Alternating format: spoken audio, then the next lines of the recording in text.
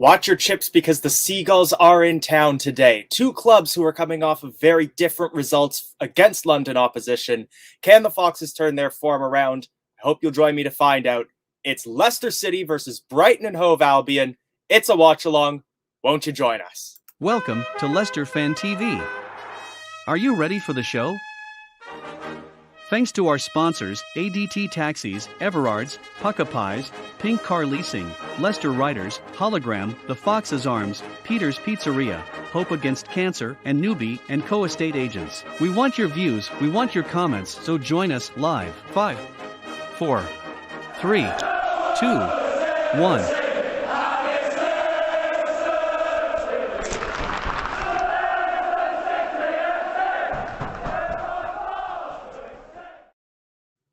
Yes, hello, good morning from Canada, and welcome to Leicester Fan TV. My name is Elijah. I'll be your host for today's watch-along. Let's get right into things here. So it is Leicester City versus Brighton and Hove Albion.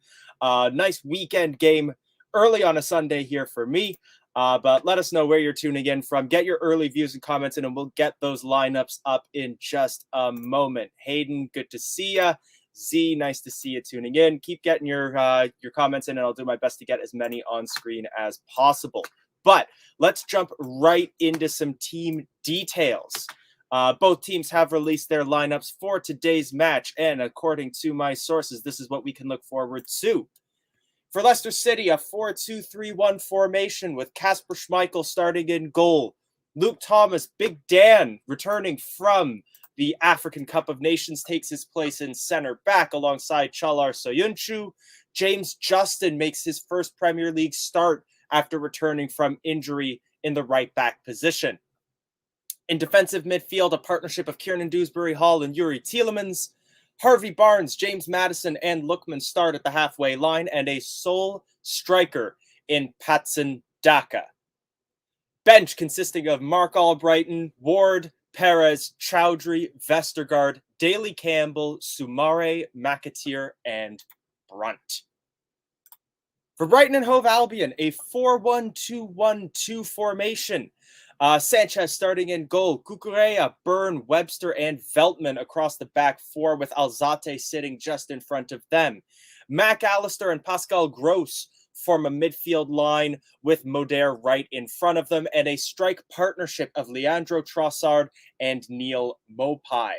Lots of big names on the Brighton and Hove Albion bench, such as Lamptey, Dunk, Lallana, in addition to Sherpin, Danny Welbeck on the bench, Solly March, Caicedo, Roberts, and Leonard.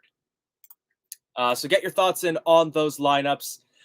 Carl, thanks so much for tuning in from Cyprus. Andy mentioning, yes, so Dan Amarte coming back from what will be a very disappointing result in AFCON and comes right into the Leicester City lineup. I think Brendan Rodgers will be quite thankful to have some squad rotation back and the ability to play a few more center back options and give some players a chance to rest, in this case, Yannick Vestergaard.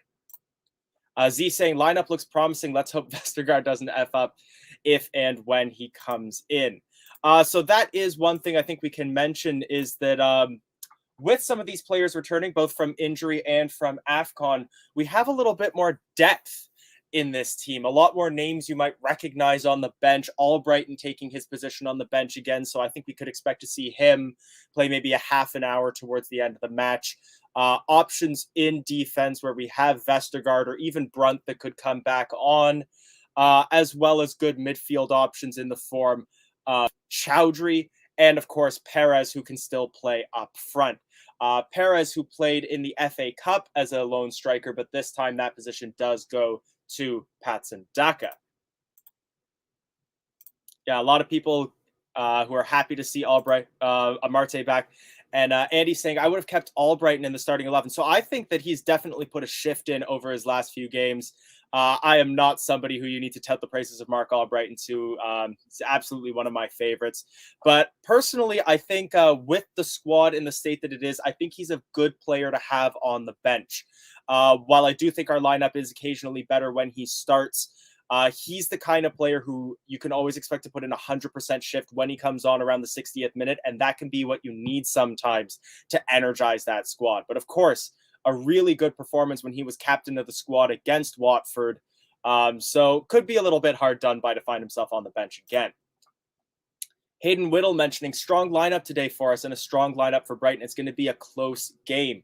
Well, with that, so we've got 20 minutes coming until kickoff so far. I will be hopefully joined by Michael before kickoff, but if I think it's early here, it's early, or it's earlier out there for him.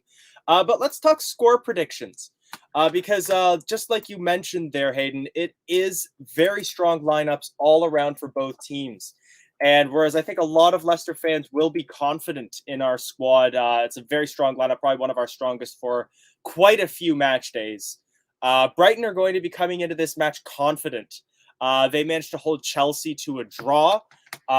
Compared to Leicester City's form, dealt a rather heartbreaking blow in the last minute and a half against Tottenham Hotspur. So I don't think we could just assume that this will be a walk for Leicester City.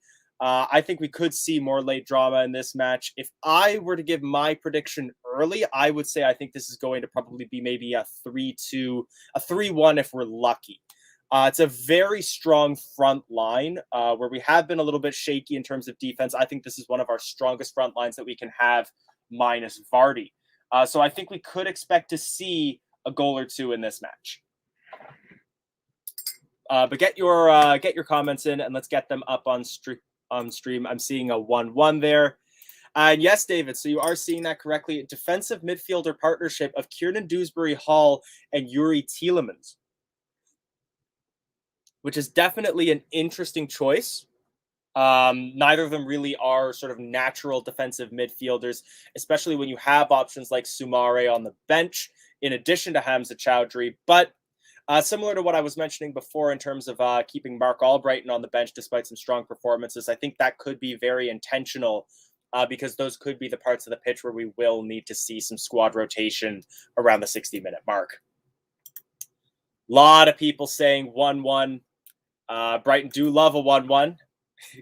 It would be very in character if we take an early lead all the way until about the 85th minute and then Brighton can snag a 1-1. That would be the most Leicester and Brighton option possible. Ross, 2-1, and my son says 1-0 Leicester. If you're available, I will pop that link in chat in just a few minutes, and you can have your 5 minutes. LCFC Gray, this very tough match, and Brendan has said we have peaked. I think that's rubbish, and we can get better. So I've seen those quotes. Just to paraphrase, I believe he was mentioning that 2 straight European place finishes can make you think that you've entered a sort of new era in the club. But for Leicester City, that might be a pinnacle, sort of the best we can do. I haven't seen it from any primary sources as yet, so I'm not 100% sure that this was said. But if it was, I can't defend Brendan too much on it. I don't think that's the right mentality to have. At the same time, I know a lot of us do mention that managers will say one thing while believing and saying to the players another thing. This might be a way to just sort of keep things calm while we are dealing with a very difficult season, both fiscally and squad-wise. It might just be a way to keep expectations a little bit lower, but I don't quite know what to make for that. Carl mentioning a 1-0 win for City. Charles Sancho, he's been very on again, off again this season. I think it very much is dependent on who his defensive partnership is. And that's, I think, one of the biggest reasons why we can be so happy to have a player like Dan Amarte back, where he's been very underrated, especially early on in the season. He has put in some performances and shown himself to be probably one of our most solid center backs, dare I say even better than Johnny Evans has been to us since Evans returned from injury. And if he can bring the right kind of mentality, I think he can really bring out the best in Sancho. Jimmy Morris coming in with a 4-0 win to Leicester City. Lee Skidmore mentioning really need Barnes in the game running at them. Absolutely. Well, I think that's one thing where we can really have some optimism here is that we have some really strong players on the wing there. Barnes in terms of his pace, Lookman in terms of his dribbling and skill, really gives us options on how we want to play the ball forward on either wing. Hayden mentioning a 3-2 to Leicester City. Our favorite Forest fan is back in the chat. Always happy to have you with us. Is there not a Forest game going on today? And yes, Gray mentioning Amarte has been a Trojan in defense. Exactly. He's known how to throw his body around, be that big, solid player in defense that I think we haven't really been seeing from Evan since he returned from injury, and from Yannick Vestergaard as well. However, I do know they just released a big interview with Yannick in the Leicester City Matchday magazine, and he was mentioning how he's starting to feel himself come into form. So who knows? We might be able to see some better things from him in the future. I would always love to see a good redemption arc. We don't want to see him end up like an Adiak and Bailly type signing. Scott mentioning, would it not be best to rest Tielemans and put Chowdhury in the CDM role alongside KDH? Then we will have lots of energy in the midfield, helping out the back four. Tielemans is definitely an interesting choice, given especially a lot of the blame that was placed upon him for the loss to Tottenham Hotspur, both by fans and by Brendan Rodgers alike in his post-match press conferences. It wouldn't surprise me if he's had a lot of conversation with Tielemans in the aftermath of that game. I would imagine that his starting is very intentional. It could be about preserving his morale and his mentality. However, let's wait and see. Scott saying, swap Cags for Hamza. He's seriously struggling. A spell on the bench might do him good. I think some rest could definitely be helpful, and we might see him come off. He could be one of those players that won't play the full match. Could be a halftime substitution. We know Brendan loves a good 60th, 66th minute substitution. It's entirely possible. Jimmy Morris, 4-0 Leicester City win. Patson Daka to score in the first 20 minutes. That's another prediction that we can get you guys to put in. So if any of you have an idea on who might score first, please get that in. A little bit of banter going on. It was a 2-1 win for Derby, not 2-0. So you might want to keep a little bit more of an eye on your scores there. And yeah, Derby scoring a pen there. So with that, let's get those lineups off screen so you can look at my face again. But let's take a look at some of your faces. I'm going to put the link in chat. 14 minutes to kick off. If any of you would like to jump on and get some of your views in person, have a little bit of a discussion with me, we can talk about whatever you would like. Feel free to click on and join us. Hassan asking, why is Vestergaard not starting? Brighton have some tall physical players who are dangerous from set pieces. Ross, I've seen you join in. I'm just going to answer this one and then I'll pop you on. I think one of the biggest reasons why we won't be seeing Vestergaard starting here is because if we take another look at the Brighton lineup there, Trossard and Maupay aren't exactly... I think we're more scared of them in terms of their pace and their ability to run at us versus their ability in terms of like height and physicality on a corner kick. We still have a very tall player in the form of Dan Amarte in center back. And if there's one thing where I really just have to say that Yannick Vestergaard doesn't cut the mustard, it's his pace. He's been outpaced by a lot of players, including, and not necessarily his fault in that case, Steven Bergwijn in that match against Tottenham Hotspur. So I think that is really why we're not seeing him start today, is because we're looking for some players with a little bit more pace necessarily than physicality and height. But with that, let's get Ross up on stream. Ross, how are you? 1 second. We're just getting off the bus. I didn't realize you were bringing me in 1 second. But just give me 2 seconds. No worries. I was about to ask if you were joining us from a bus again. Thank you. What do you say, Charlie? Thank you. Good boy. All right. All right, Ross, how are you doing? So I'll tell you what I'm going to do. I'm going to jump back on my other phone because it's very low, sure. My iPhone. Over 2 minutes. No worries. So keep getting your views in then as we wait for Ross to jump back in. Okay, so apparently there is a primary source on that it was made on OneFootball. Then, yeah, it is a little bit concerning, but at the same time, Brendan is a manager who knows what he's doing. And the last few performances that we've seen have made me think that he hasn't necessarily lost the dressing room. I still have faith in him as a manager, although I will admit that I'm not going to defend those comments. I think that is problematic, especially in a club like Leicester that have this long-term ambition to become the kind of team that can consistently challenge for Europe. And that's really what I think our objectives should be season by season at this point, is becoming more consistent as a European qualifying team. Yes, this match is home. I was juggling around what line I was going to kick off the watch along with, and I was going to do We Play Seagulls by the Seashore if it was going to be a match at the Amex, but unfortunately I think we've already played our away game at Brighton.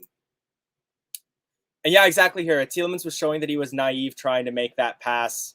But I imagine that he will have had a lot of conversations with Brendan Rodgers in the aftermath of that. Jono, I'm seeing that you've joined in. If you're ready, I'll pop you on screen.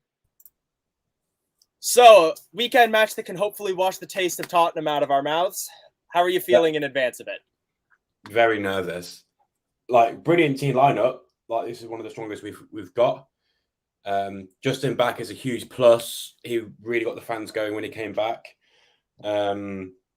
Thomas is back, which is really good. We immediately missed Dewsbury Hall. Him being back is amazing. But Brighton have been on brilliant form. Like, this will be a much harder game, I think, than actually Spurs was. I'm going to quickly pull up Brighton's recent form just so we can take a look at what we're up against here. So I'm going to look at their last 5 matches. So in reverse chronological order, it was a 1-1 draw against Chelsea, a 1-1 draw against Palace, 2-1 win against West Brom in the FA Cup, 3-2 win against Everton, and a second 1-1 draw against Chelsea. So those are some good results against some rather formidable teams, especially in the form of 2 1-1 draws against Chelsea, both managing to score and hold back their attackers, players like Lukaku. Can we expect to see another very solid defensive performance from them? No. We from Brighton, yes. From us, no. Definitely. Martin being back is a huge plus. Like, we've got a really good defense. No, thank God there's no Vestergaard. But we have got a strong defense, but even so, like, the way we've been defensive all season has been poor. So I expect there to be a few goals in this game from both ends. Well, I was about to say, in terms of goals being scored, if we take a look at the last 5 games for Leicester City, our score lines are 2-3, 4-1, 1-0, 6-3, and 3-3. So a lot of goals scored by both sides in Leicester City's last. Hang on, matches. You mean 3-3? You mean 4? You mean 3-2? No. So that was according to Google, at least our last 5 includes that the 3-3 in the Carabao Cup. Oh, against Brighton. Okay. Against Liverpool. Against Liverpool.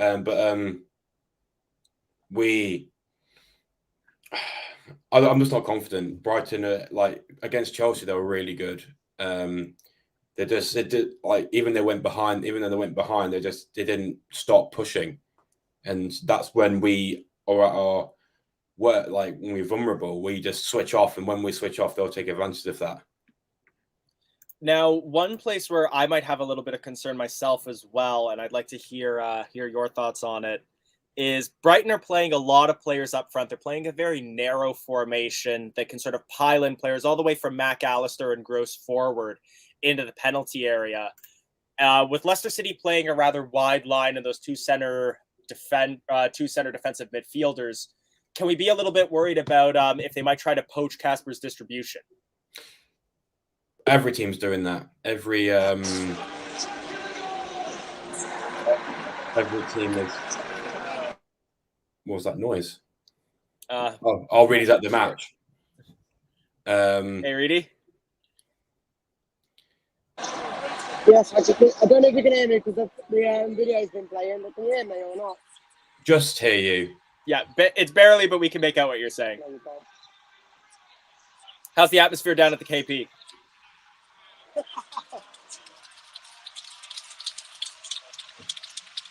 I don't think he can hear us. Yeah, Reedy, can you hear us? Before, but I'll tell you. Yeah, connection at the KP is notorious for being terrible. Jono, I don't know if you put that comment up on screen, but let's talk about this a little bit. That our biggest problem is staying focused. Yeah. As soon as Liverpool Spurs got that penalty, like that issue when Bergwijn pushed over Söyüncü, we just switched off. Like we just lost our heads. We didn't focus, and we conceded 2 silly goals. We should not have conceded those goals at all. So this is just a chance for us to show that we're not put back. This is a must-win game for me. If we don't win this, then this season's over. I can't see us climbing back up the table to get in the top 6, and all we've got to go for then is the Conference League and the FA Cup, and just focus on that. I'm just quickly double checking as well with regards to like focus and mentality is the age of our 2 center backs that were playing there. Because I'll admit Amarte's a little bit older than I had thought off the top of my head. But our 2 center backs, oldest is Dan Amarte at 27, and Söyüncü is 25, so still relatively young for those like big defensive players who you might need to sort of marshal the defense. Yeah.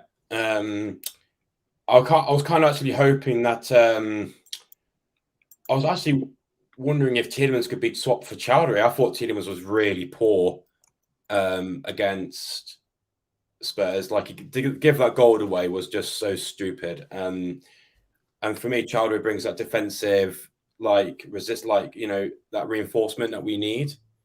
So I don't know why. Like I prefer Söyüncü, Chowdhury in, but no, I think we've got a very weak line. Not weak, but I just don't think we've got that massive presence like Evans or someone in there. Well, one thing that I've been mentioning a little bit earlier with the line, I'm going to pop it back up on screen. I feel like with this lineup, Brendan is really trying to keep a few cards left in his pocket.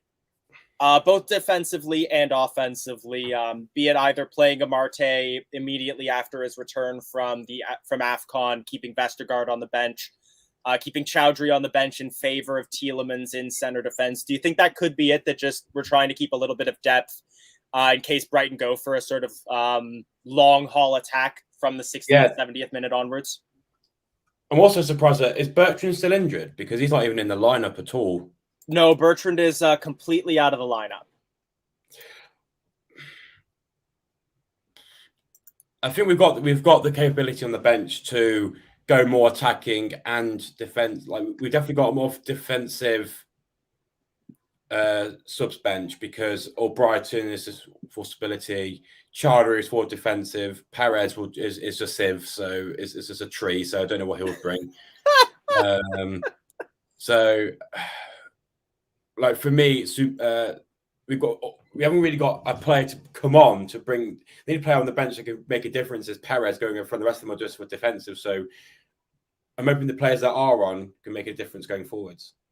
I would argue against that slightly, and part of it is just that like I'll always toot Mark Albrighton's horn. I think that he's not necessarily a defensive player. I think we could always play a change of formation, switch to maybe like a 4-2-2 or a 4-4-2.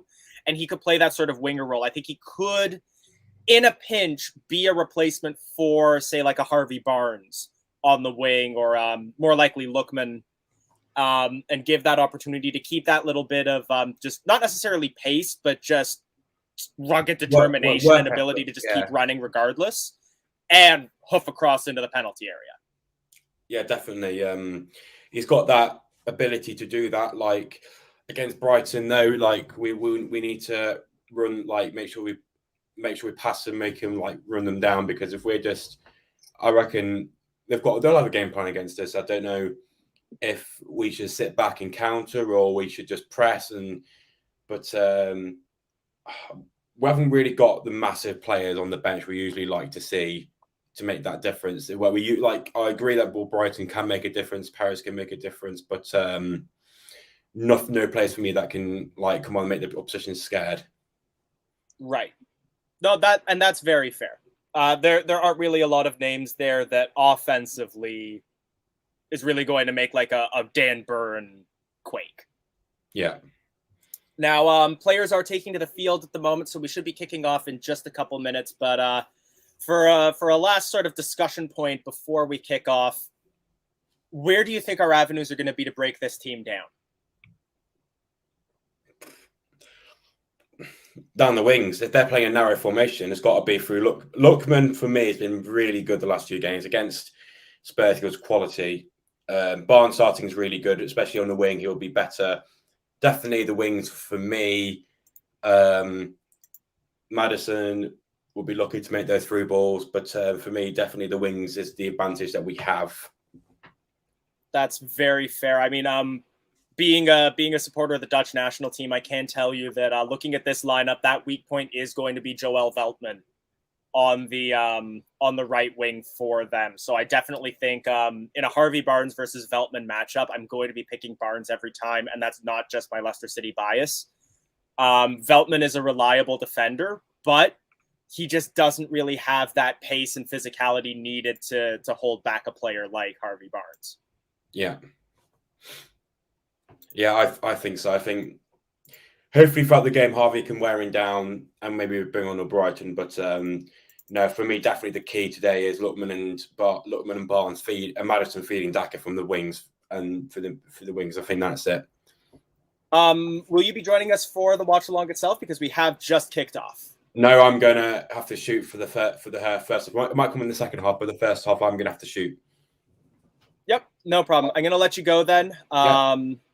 And yeah, hopefully we'll see you for the second half. Yeah. See you later, guys. Have a good watch along.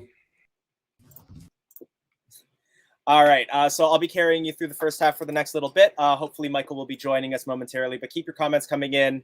Flying solo, I will say I might not get all your comments on screen, but please keep them coming in. We're 40 seconds into the match right now, and Brighton are just passing the ball around the back at the moment. I believe Brighton did take the kickoff. If you're watching on TV, Brighton are attacking to your left, Leicester City to the right.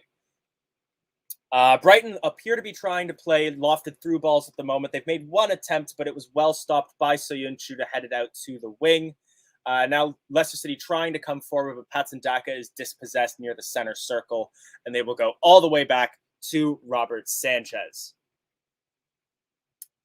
Leicester City playing in, of course, their blue home strip. Brighton playing in their away sort of baby blue mint green. There's a foul by McAllister right in the center circle, and it will be a Leicester City free kick 1.5 minutes into this match. Taken quickly, and Soyuncu will hold possession by the midfield line, and we're playing up the left wing at the moment. Turn around and play the ball back towards Soyuncu. Very, very calm play thus far in the match. Looks like we're just sort of trying to size up the opposition at the moment, not really trying anything over the top, just seeing where their weak points could be. Justin trying to play a through ball towards Lookman there, but well stopped by Cucurella on the wing, and now Brighton look to counterattack. James Maddison trying to hold up his man. I think that was McAllister. Brighton do maintain possession and come forward on the right wing. We force them to turn around, but McAllister still maintains possession under pressure from Harvey Barnes. A little bit of back and forth. They're coming forwards. Cross comes into the penalty area, but that is not going to get past Çağlar Soyuncu, and Leicester City recover possession. Brighton regain possession on a poor pass, although it appears as though James Maddison was fouled there. And that will be a free kick off of Neil Mopai, just outside of the middle third. Jimmy Morris mentioning Justin to score or get an assist. He's looking optimistic so far. He already tried to get one really nice through ball towards Ademola Lookman, and if it weren't for a very solid foot by Cucurella there, I think we would have been in. At least with a chance to disrupt their goalkeeper, but no shots on goal yet from either team. No shots at all yet from either team. Leicester City coming forward. James Justin on the wing, cuts inside. He's got space. He's under pressure, makes his pass. It's Maddison in the penalty area. He loses his man, and it is swatted down off a deflection from the defender by Robert Sanchez, and he will hold. But first quality chance of the game goes to Leicester City. And with a bobbling ball like that, it really could have gone anywhere, but unfortunately it stays within the reach of Sanchez. But very good fluid play by Leicester City early on here. Excellent job by Maddison to just get that ball away from his marker with a fake shot that leaves his man on the floor. Just double checking. So that was Adam Webster that he just absolutely sent back to the South Coast there, but no goal to show from it. Lookman trying his best to hold possession and very nearly makes his pass over to Madison, but it takes 2 Brighton and Hove Albion defenders to intercept, and they will regain possession in their defensive third. Even in attacking formations, I would say that play has been very calm so far. There's been nothing to really get people riled up so far, besides that first chance from Leicester City. But yes, great run from JJ. Absolutely, I would say that that's some of the fine form that we've really been missing from him, that ability to sort of lose a man with very quick movement. And it was a very simple move to just cut inside, but it absolutely left his man for dead. Paul Chalway, very optimistic here, saying Patson Daka will score 3 in this game. I'd love to see it. I want to run out of goal animations again in this watch-along. Dana Marte with the ball in center back. Passes forward to Tielemans.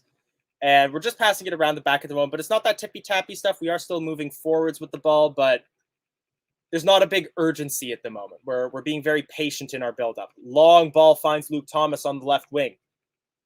He gets past Veltman and crosses in towards the penalty area, looking for Lookman, but Robert Sanchez will collect that. Brighton look to break quickly. James Justin is going to try to stop Jakob Motor here. He looks to pass it onto the wing, and it will be chased down and collected by Trossard. So possession still with Brighton in an attacking position here, but Trossard can't maintain his composure there, and he just overruns his ball, and it's a throw into Leicester City.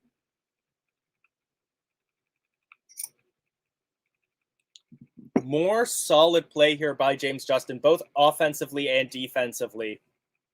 You wouldn't think that he was out for as long as he was, given the way that he's been playing so far.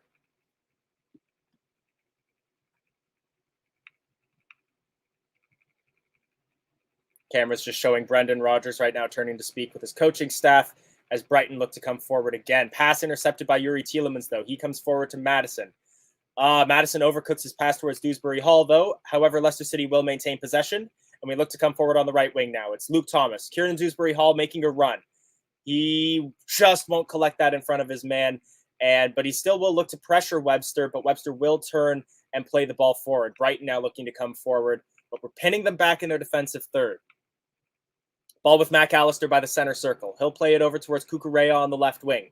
He keeps the ball in play just barely. Cucurella forced to turn around. He'll play it towards McAllister.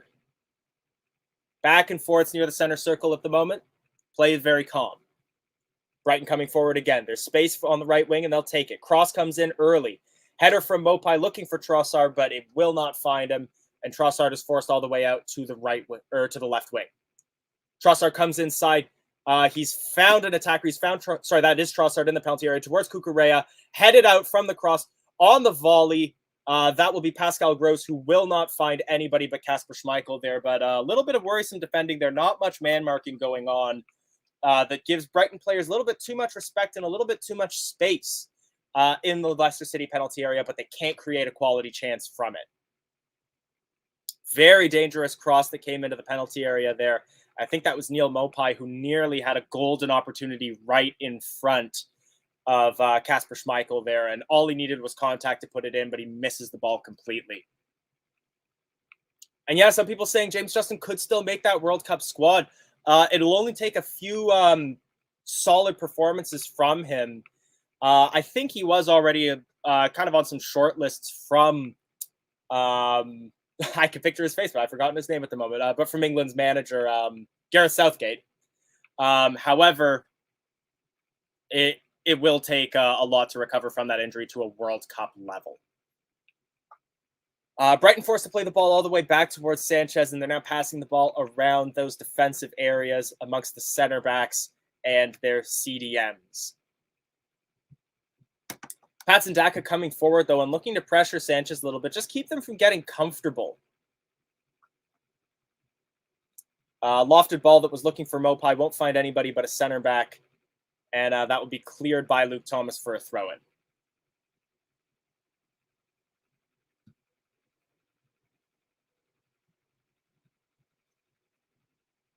Mopai turns his man but can't make his pass, and it's collected by Dewsbury Hall. Leicester City looking to come back up through the middle right now. Ball with Lookman. He plays a through ball that will find, I think that's Madison in the penalty area. He plays it back. Shot is taken, and it is fired wide of the net by Patson Daka. Good quality chance there, but Daka just can't find the target on the one-time shot, and it remains 0-0. 9 minutes played so far.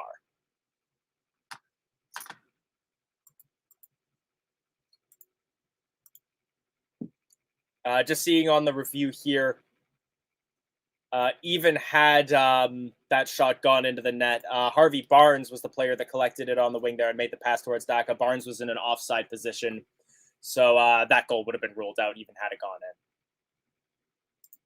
I think this is definitely our takeaway from these sort of first 9-10 minutes of this match, is that James Justin is really starting to look like the James Justin of old, and that's really promising so far. Brighton playing a through ball that's looking...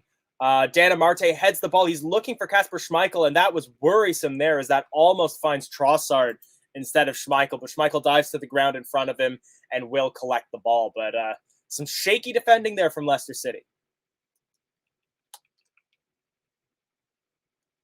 Chalar Soyuncu now with the ball. Brighton not looking to play a high press at the moment. They're moving back in numbers, so lots of time for those two center backs to hold the ball and determine an attacking route. Looks like two teams that are very much looking to play counter-attacking through-ball football here. James Justin now collects the ball in front of Kukurea off a long pass from Soyuncu. He has the ball on the left wing, but just doesn't have room for a cross at the moment. He plays it to Tielemans. Tielemans back towards Justin. Justin plays his cross into the penalty area. That won't find Patson Daka, though, but Lookman will collect the ball in front of his man. He gets tackled, but Leicester City regain possession, and it's James Justin again. He finds Lookman on the outside of the penalty area. He plays it in towards Barnes. Barnes finds Justin again. Justin goes down. There's appeals for a penalty kick there. Nothing is given. I'm sure that's going to be reviewed, though. Kukurea with the ball now as Brighton look to counterattack, as Leicester City put a lot of players forward there. Running forwards right now is Brighton and Hove Albion. They play the ball forward. That's Pascal Gross plays it onto the wing. Leicester City have made their way back, though, and Brighton are forced to turn around. High cross comes over. That will find Jakob Moder on the left wing. He plays it in towards the center, and that is a misplaced pass, and Leicester City look to go forward again. Dewsbury Hall in the middle of the park. But he's tackled by three different Brighton players there, and that ball is forced to just get cleared by Leicester City, and ball with Kukurea now near the center circle. Intercepted again, and Leicester City regain possession. Poor passing at the moment by both teams here, and a lot of back and forth play here by both sides. And yeah, there hasn't been a break in play since that moment, but I am sure the VAR is going to take a look at that. I have the game on sort of minimum volume at the moment, but I haven't heard them mentioning anything about a VAR check yet.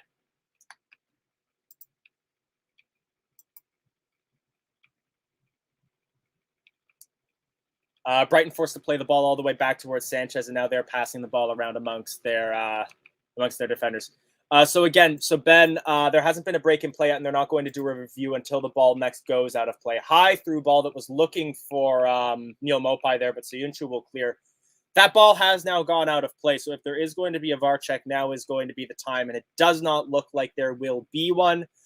So I would assume VAR has reviewed it behind the scenes and deemed no penalty.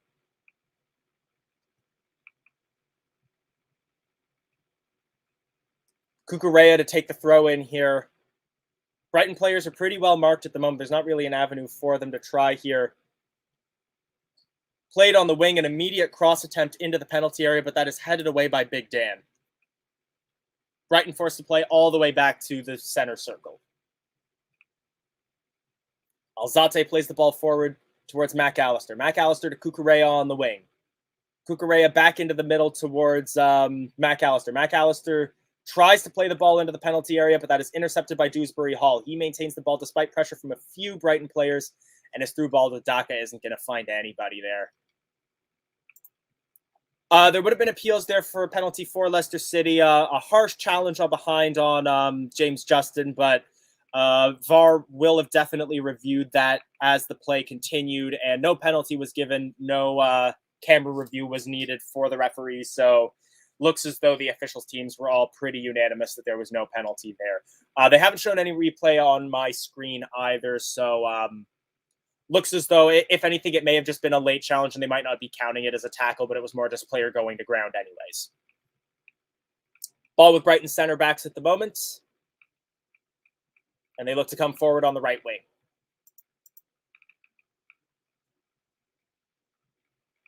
Intercepted by Soyuncu, who's currently playing sort of a left wing position at the moment.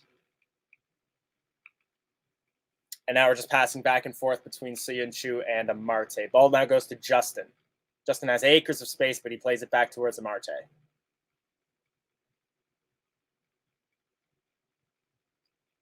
High through ball from Soyuncu that's looking for Harvey Barnes. Won't find him, but the rebound will be collected by Madison. But Tielemans thinks he's in the FA Cup final. Fires from way out, but that's blocked by the Brighton center back.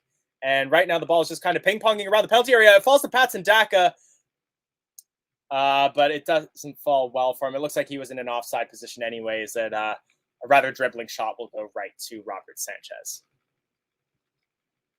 Now we're just seeing the replay on that tackle there. Yeah, it's so Webster and Justin both go for the ball at the same time. And Justin is in between the player and the ball. However, I think why the referees won't have given that is because it didn't necessarily look like Justin was going for the ball either, but more like he was shielding it as he went to ground. So it didn't deny a goal-scoring opportunity because Justin was already on the ground at the time of contact. And it can't really be considered a foul because Justin wasn't going for the ball. Cucurella coming forward now. He passes the ball towards Trossard. Ball pinging around at the moment. Cross comes in. It's up over everybody and away by Leicester City, but only as far as the edge of the penalty area. Cucurella collects now, but his back is to goal. He's forced to play it onto the wing. And they're forced to play the ball all the way back. Motor will play the ball. And he passes it all the way back to Pascal Gross, who will then go to Robert Sanchez, and the pressure is off at the moment. Thomas hasn't had much of an impact yet this match. We're just 15 minutes in at the moment. I would say James Justin has had some shining moments. No one has really done anything dazzling in this match on either side, but I would say James Justin has been our best player on the pitch so far.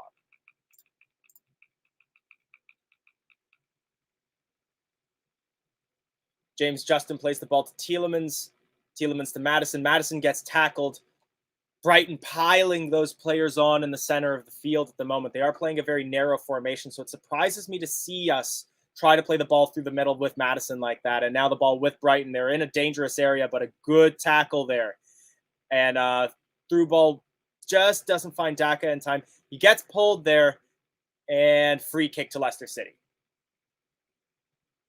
Soft foul, but foul nonetheless by Dan Burn, and Leicester City will get a free kick near the center circle.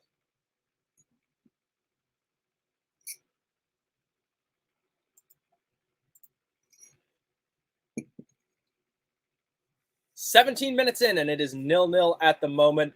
I do also have notifications turned on for the other games that are going on at the same time. I haven't gotten anything yet, so I will assume that those matches are all 0-0 as well.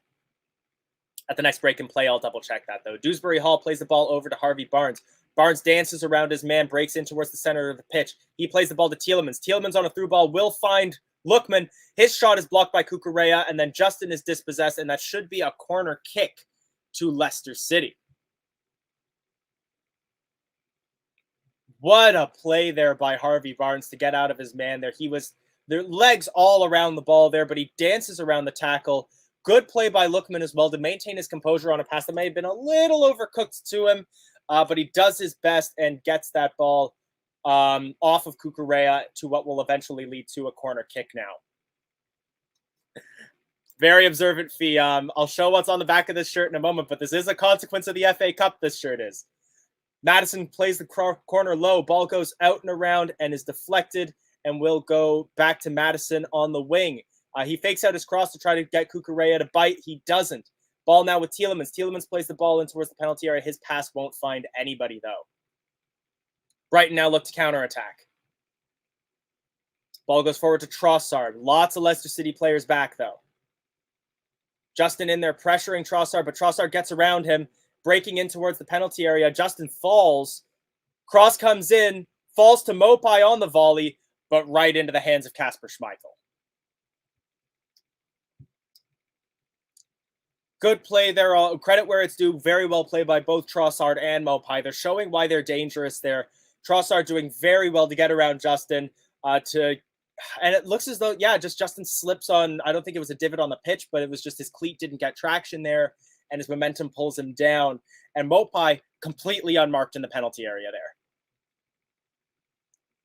Soyuncu plays the ball onto the wing. Through ball that was looking for Luke Thomas there, but well overcooked. And ball is now back with Robert Sanchez, although Patson Daka on the ground and play is stopped. Looks as though he may have just taken a knock to the chest and just had the wind knocked out of him there. Tielemans checking in on him. Alzate checking in on him. He's in some discomfort at the moment, but it doesn't look severe at least. Just seeing the replay here. Yeah. Looks like he just had the wind knocked out of him there. He should be able to keep going in this match, but he was making a run forward and just didn't see burn, and it just takes a shoulder right to the center of the chest. And I'm sure if you've been playing football and you get hit right in between the badge and the sponsor there, that'll wind you. But Dak is back on his feet, and he will keep playing in this match. Alzate up against Dewsbury Hall, and that'll be a free kick to Brighton that is taken quickly, but that will have to be taken again. So I can't just show you quickly. So this is my new Mark Albrighton shirt. Would definitely like to give some special thanks to Karen from the Leicester City shop team who helped me out because Albrighton's name was too long to put on a small shirt in the cup font, so they did actually have to specially curve the name on the shirt just in order to make it fit. Free kick is taken, and they'll play the ball back towards Sanchez and look to play out from the back, which they do quickly here. Playing the ball with some 1-2 passing up the middle and then out onto the wing. But Leicester City back in numbers. Cross coming in, looking for Motor there. Will not find him, but the clearance is blocked, and right now the ball is just sort of bouncing and pinging around the Leicester City defensive third, but we force Brighton to play it back towards the center circle.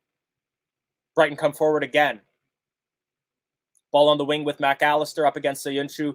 McAllister was in an offside position, and that will be a free kick to Leicester City.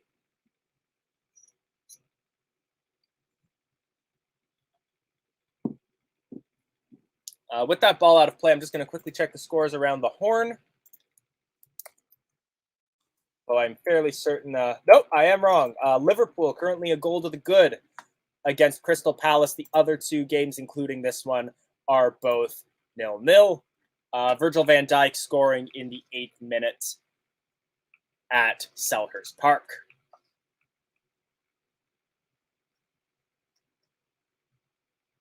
Leicester City playing the ball long there, but we just can't win the header, and that's again back to Robert Sanchez. Robert Sanchez had quite a bit of possession so far this game. Kukure's clearance is misplayed, though, and it falls to Tielemans. Tielemans plays it to Lookman. Lookman to Madison. His shot's blocked, but he will collect his own rebound. Sliding tackle that he avoids. Chip tackle that he avoids. That was cynical there from behind by McAllister. I'd expect a booking there, but it might not happen. Free kick in a dangerous position. James Maddison loves to take a free kick from those positions. Just seeing the replay there. Cynical might be a little bit strong. Silly, definitely, as the commentators just put it as well. No booking appears to have been given, but it will be a free kick in a dangerous spot as James Maddison will stand over this. Robert Sanchez directing his wall. Dewsbury Hall also standing over this free kick, but in a position like that, I can't see any other player than Maddison taking it.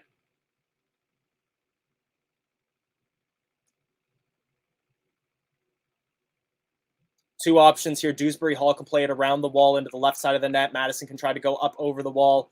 It will be Maddison to take, and he hits the side netting. Just too wide of the goal, but well played to curve around the wall. But nothing to show for it. 23 minutes in, remains 0-0. Yeah, you know what? Credit as well where it's due to Jakob Moder, who does a good job to jump to the side as the free kick is taken. He knows what Maddison was going to be trying there. So I think even if he had played it that little bit narrower to get that shot on target. I think Motor probably would have had that blocked.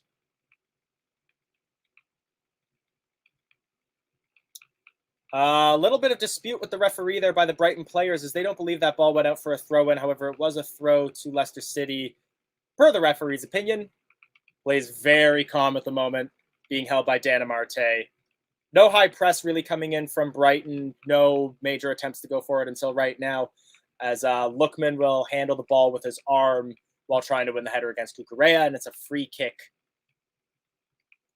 to Brighton. Oh, no, sorry, it was an offside on Lookman.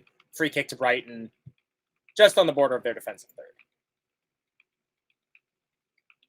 Sanchez plays the ball over towards their center backs as they look to come forwards. Luke Thomas has that through ball covered, though, and will head the ball back to the awaiting hands of Kasper Schmeichel, who will roll the ball out to Dana Marte. James Justin with the ball now on the wing. Can't get past Jakob Motor, though, and is forced to play the ball back towards Marte. Now the high press is starting to come in. Kasper Schmeichel will hoof that ball upfield.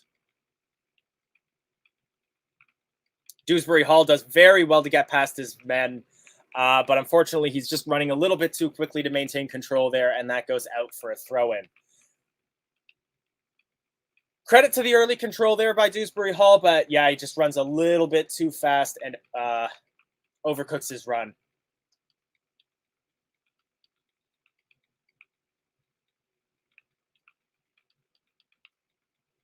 Robert Sanchez now has the ball. He'll play it out on the wing towards Cucurella. Tackled by Lookman. Throw into Brighton. I do generally keep my my screen a little bit smaller so that I can keep the lineups beside it and I can recognize Brighton players by their numbers while I'm commentating. Nearly a mistake there by Robert Sanchez that gives Madison a chance to really chase him down and has forced them into a rather shaky clearance, and Leicester City have regained possession, but we will play the ball back to our center backs. If you are enjoying the watch along, please drop a like on it. Please share with any other Leicester City supporters or non-Leicester City supporters that you might know. And if you haven't yet, subscribe to the channel. We got live shows all through the week, and we do our best to have watch-alongs for every Leicester City match that we can. Ball played in towards the penalty area. Dangerous attack here for Leicester City, but the pass across the penalty area from Lookman looking for Madison there will be intercepted, and Leicester City have to regroup. James Justin now on the right wing. He plays the ball back towards Tielemans, but their backs are forced towards goal. Justin does a good job to turn and get the ball towards Lookman. Now it's Lookman on the wing. Lookman plays the ball in towards the center to Dewsbury Hall. Dewsbury Hall plays it out onto the other wing with Thomas, but Thomas breaks in towards the center. One-touch pass by Madison finds Dewsbury Hall, who shoots from a distance, but it is right at Robert Sanchez. So yes, at the moment, we're looking to get up to 9,000 subscribers. So if you haven't yet, please drop us a subscribe. It helps us grow the channel, helps us get recommended to more people, and help more Leicester City fans the world over discover more Leicester City content.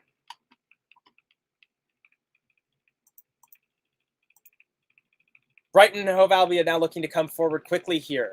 Ball with Trossard, although he will get tackled. Ball now with Lookman as Leicester City look to counter quickly. It's 3 against 3 as Madison comes in on the wing. Chipped ball coming over that's just too much for Harvey Barnes to control with his chest, and Brighton will recollect. Big shoulder barge there by Luke Thomas to dispossess his man, and Leicester City come forward again. It's Dewsbury Hall on the left wing. His cross comes in. It goes off the Brighton defender and into the arms of Sanchez. Positive stuff from Leicester City, though. I'd say we'd be disappointed to not have a goal yet at this point. I wouldn't necessarily say that we've out and out earned it so far, but Leicester City have played very positively this match, and I think there's reasons to feel good, at least coming into halftime, should nothing happen within the next sort of 15 to 18 minutes.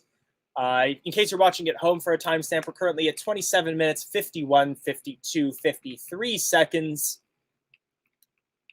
with the ball currently being passed around the midfield line by Brighton and Hove Albion. Crowd is silent at the moment, as they have been for the last few minutes here. And like I said, I think that might just be a consequence of how calm the play has been. Gray mentioning more urgency is needed. I think that is one thing that neither side has really had so far, is a lot of urgency. You'd almost think that both sides are kind of content with the draw here so far. James Justin has played quite well. I think he's been one of our best players on the pitch so far. You wouldn't have thought that he's just come back from a rather severe injury based on how he's been playing so far. But I'd say like he's been playing like an 8 out of 10, and we just need that 8.5 in order to get a goal in this match.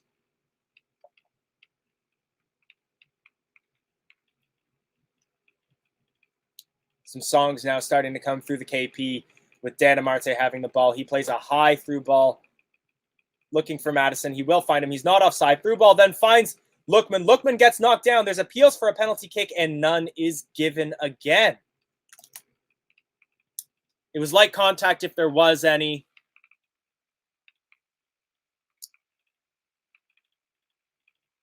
Ball now with Leicester City again, right in the center of the pitch right now. Dewsbury Hall will play the ball over towards Thomas on the wing. Thomas back in towards Madison. Madison to Dewsbury Hall. Dewsbury Hall towards Tielemans, and back out towards James Justin on the wing. He tries to get in. He avoids his tackle, maintains possession, passes to Tielemans, who shoots from a distance, and that is quite wide. I almost wonder if that took a deflection or if that was just poor contact from Tielemans there. Just seeing the replay here. Yes, that is deflected off of Dan Burn, and that will be a corner kick to Leicester City. Glad to see you tuning in as a Luton fan. Hope you're doing well in the championship. I'm not too sure of the standings, but absolutely nothing against Luton Town here. Would love to see you succeed and do well in your league. And Andy just looking to rally the boys along. James Madison to take this corner kick as we have passed the 30-minute mark. Lots of big Leicester City players in the penalty area right now. Cross comes in. It will be headed away, but it falls towards Thomas. And his... sorry, I was going to say that was just a poorly timed volley, but it's deflected again, and that's another corner kick to Leicester City. For those of you watching at home, if you need to sync up our stream or the... or your television set, depending on which is further ahead, I'm currently at 30 minutes and 45, 46, 47 seconds. James Madison sets up to take another corner kick, this time coming in from the left. Chalar Soyuncu standing tall in the penalty area at the moment, looks to break free from his man as the cross comes in. Robert will smack it down, but doesn't maintain control. Falls to Tielemans, bounces off of a few players there, but it will fall to a Brighton defender last of all, and off of the deflection from him, Sanchez can collect. Ooh, nasty tackle there by Cucurella. Flips Lookman onto his head.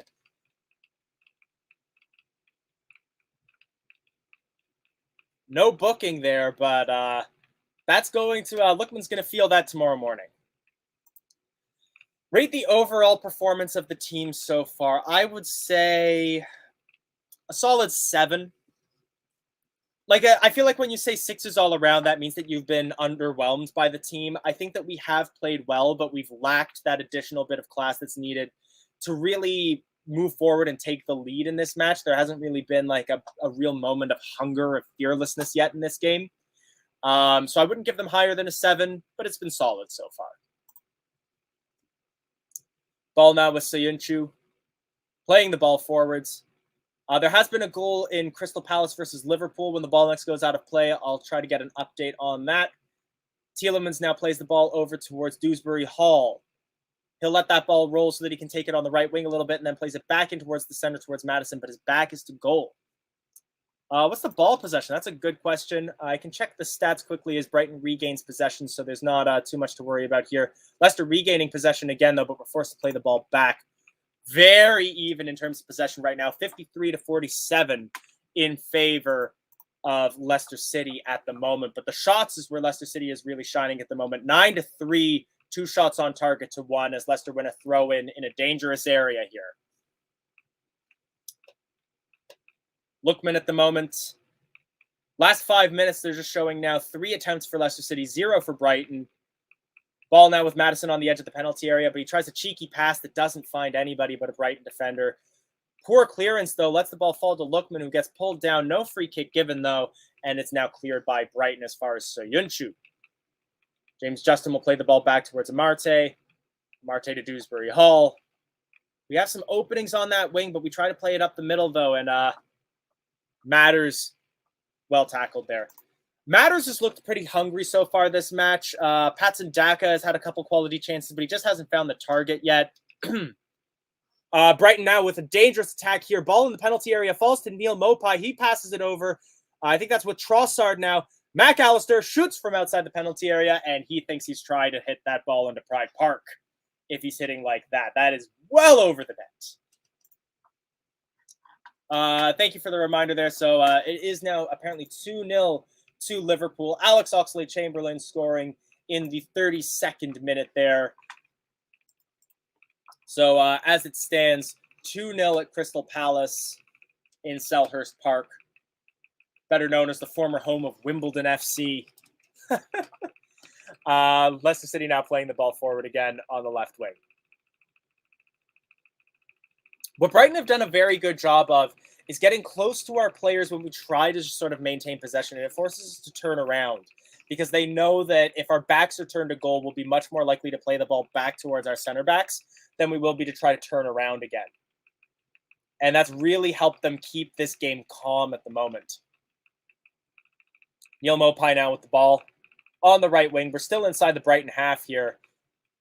His pass is overcooked and Brighton get dispossessed. James Maddison now coming forward. Lookman has acres of space. He collects the ball, shoots, and that is just off the leg. I thought for a moment that he had nutmegged Robert Sanchez there, but instead that is excellent, excellent goalkeeping by I believe he's Spanish, by the Spaniard there. Yeah, just seeing that again. Lookman has to do better there. I don't like to speak poorly about him because I've been very impressed with him on his loan spell so far, but you have to go either side of the keeper there, or you have to be more confident if you're going to go through the legs. He was going for something special there, and it didn't pan out, and this game remains tied.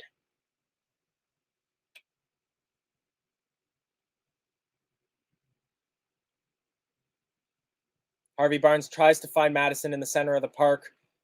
That pass does get intercepted, but Leicester maintain possession. Brighton's defender slips there, and Luke Thomas regains possession. James Maddison is marked by 6 players, and no one comes in to give him support, and Brighton regain possession. It's honestly surprising there that I don't know if it's a confidence thing, because I would expect a player like Lookman to have a fair bit of confidence. He's been playing very well. I think he was just going for something pretty special there. And yeah, he felt too confident that he could nutmeg Sanchez there. I think also some credit has to be given to Sanchez, who did very, very well to save that on a difficult one-on-one against a tricky player like Lookman. If Brendan is to stay next season, what do you think he needs to improve with the team?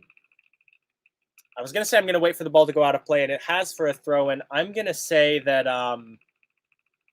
the biggest thing there is that we need to change what we're doing in training, because we need to find some way with our physios and with our training facility to stop players from getting injured as much, because I think we have a very good team that can and should be challenging for Europe very often. Free kick to Brighton there after a push by Ademola Lookman on the back of McAllister there. But our problem is our depth, and it's going to be difficult to sign players when you're trying to advertise like a push towards you there, while at the same time telling them that they're just going to be depth players. So I think we more just need to be doing better to keep ourselves from having so many players injured at the same time that force us into signing players like Yannick Vestergaard, who have really struggled to find form in a Leicester City shirt so far. I can't put the game up on screen because of copyright reasons, but that's the reason we do these watch-alongs, is so for those of you who can't watch the game, you can still get the action and sort of join the Leicester City community and watching together. Brighton take the free kick short. McAllister plays the ball as a cross there after receiving the ball back, but it was well blocked by Patson Daka, and Brighton forced to regroup again. Through their passing, they found their way into the penalty area there. Forced back out onto the wing, but he loses his man, plays it across the penalty area, and that goes out for a corner to Brighton.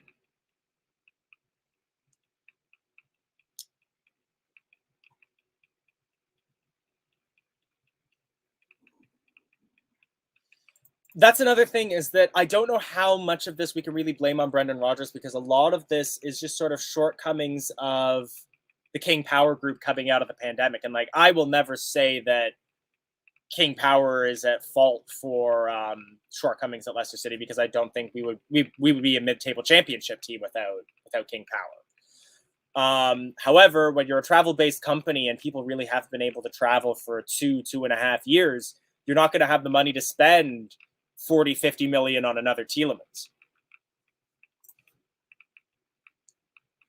Referee just getting in there, telling players to stop shoving each other quite as much. Cross comes in, only finds Soyuncu well up into the air. Doesn't fall for like 10 seconds, and then off the header, collected by Schmeichel, who just clears long, trying to find Lookman there, but Lookman slips, and that will be recollected by Brighton. Back and forth play moving very quickly here at the moment. Brief shades there of Leeds versus, oh gosh, who did Leeds play yesterday? It wasn't West Ham. When I remember, I'll mention it. But very back and forth there for just a quick few moments there. Yeah, we've been knocking on the door, but we just haven't been knocking hard enough. Ball now back with Sanchez again as he plays it up and over. Brighton now look to break there. Dewsbury Hall does well to dispossess his man. Although in the referee's eyes, that is a free kick on the halfway line to Brighton. Thank you. It was Newcastle. That game had a lot of back and forth action there for a little bit. And just for a brief moment, it looked like both teams, the moment they got the ball, they were just looking to play through balls. I'd love to see a little bit more of that. However, nothing yet has paid off. From my point of view, do the boys promise to get us a win? Not yet. I haven't seen like a moment of excellence that would get us that. Maybe that pass forward towards Lookman. We've been doing really well in the area around the penalty area, but where we have fallen off at the moment is that we've just lacked that final touch, that perfect shot needed to get past Sanchez. Obviously, I've got blue-colored glasses on, but if I had to say that there was a team that deserved a win, I'd say it's Leicester over Brighton at the moment, but it's a very, very tight match at the moment. Ben saying, how can you say we have no money? Where's the money from Conte, Mahrez, and Maguire's sales gone? Seagrave, Yuri Tielemans. Let's not forget Tielemans cost us 40 million pounds. Seagrave was probably our biggest investment. Like that was, there's that whole song about who paid for our training ground, Harry Fridge Maguire, 80 million in, 80 million out. Chilwell and Drinkwater as well, that's fair. I don't recall how much Patson Daka cost us, but I believe he was in the 5-digit range. Dewsbury Hall has been quite good in terms of his defense and his ability to maintain possession, but again, he's lacked that. He, like all the other players up front, has sort of lacked that final touch, that last bit of magic needed to get us a goal.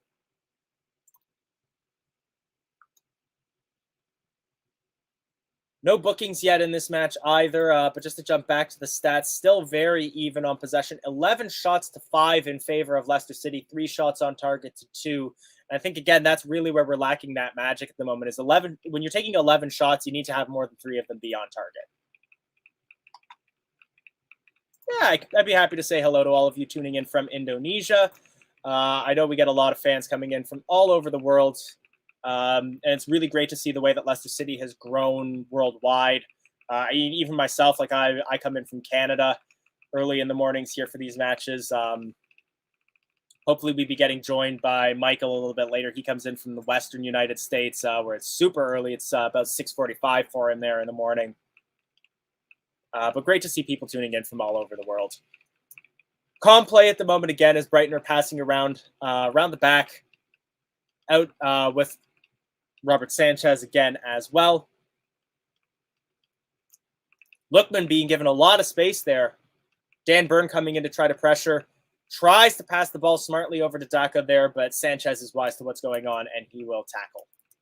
He will tackle. He will collect. Missing Vardy. Yeah, it's fair. I mean, Vardy is very talismanic in defense. I always like to mention that we have those sorts of players that really marshal the troops across any of those sort of lines. If you're talking about sort of defense, midfield, offense, I'd say those figures probably before his injury would have been Johnny Evans. He did a really good job of marshaling the center of defense. In midfield, I always love to tout Mark Brighton, Wilfred Ndidi, both very good players in terms of their mentality in midfield. And then, yeah, up front, it was Jamie Vardy. So we might be missing that sort of marshalling voice up front. Leicester City coming forward again, though. Dewsbury Hall had the ball on the wing, but his pass doesn't find anybody there. Sorry, that was Luke Thomas, not Dewsbury Hall.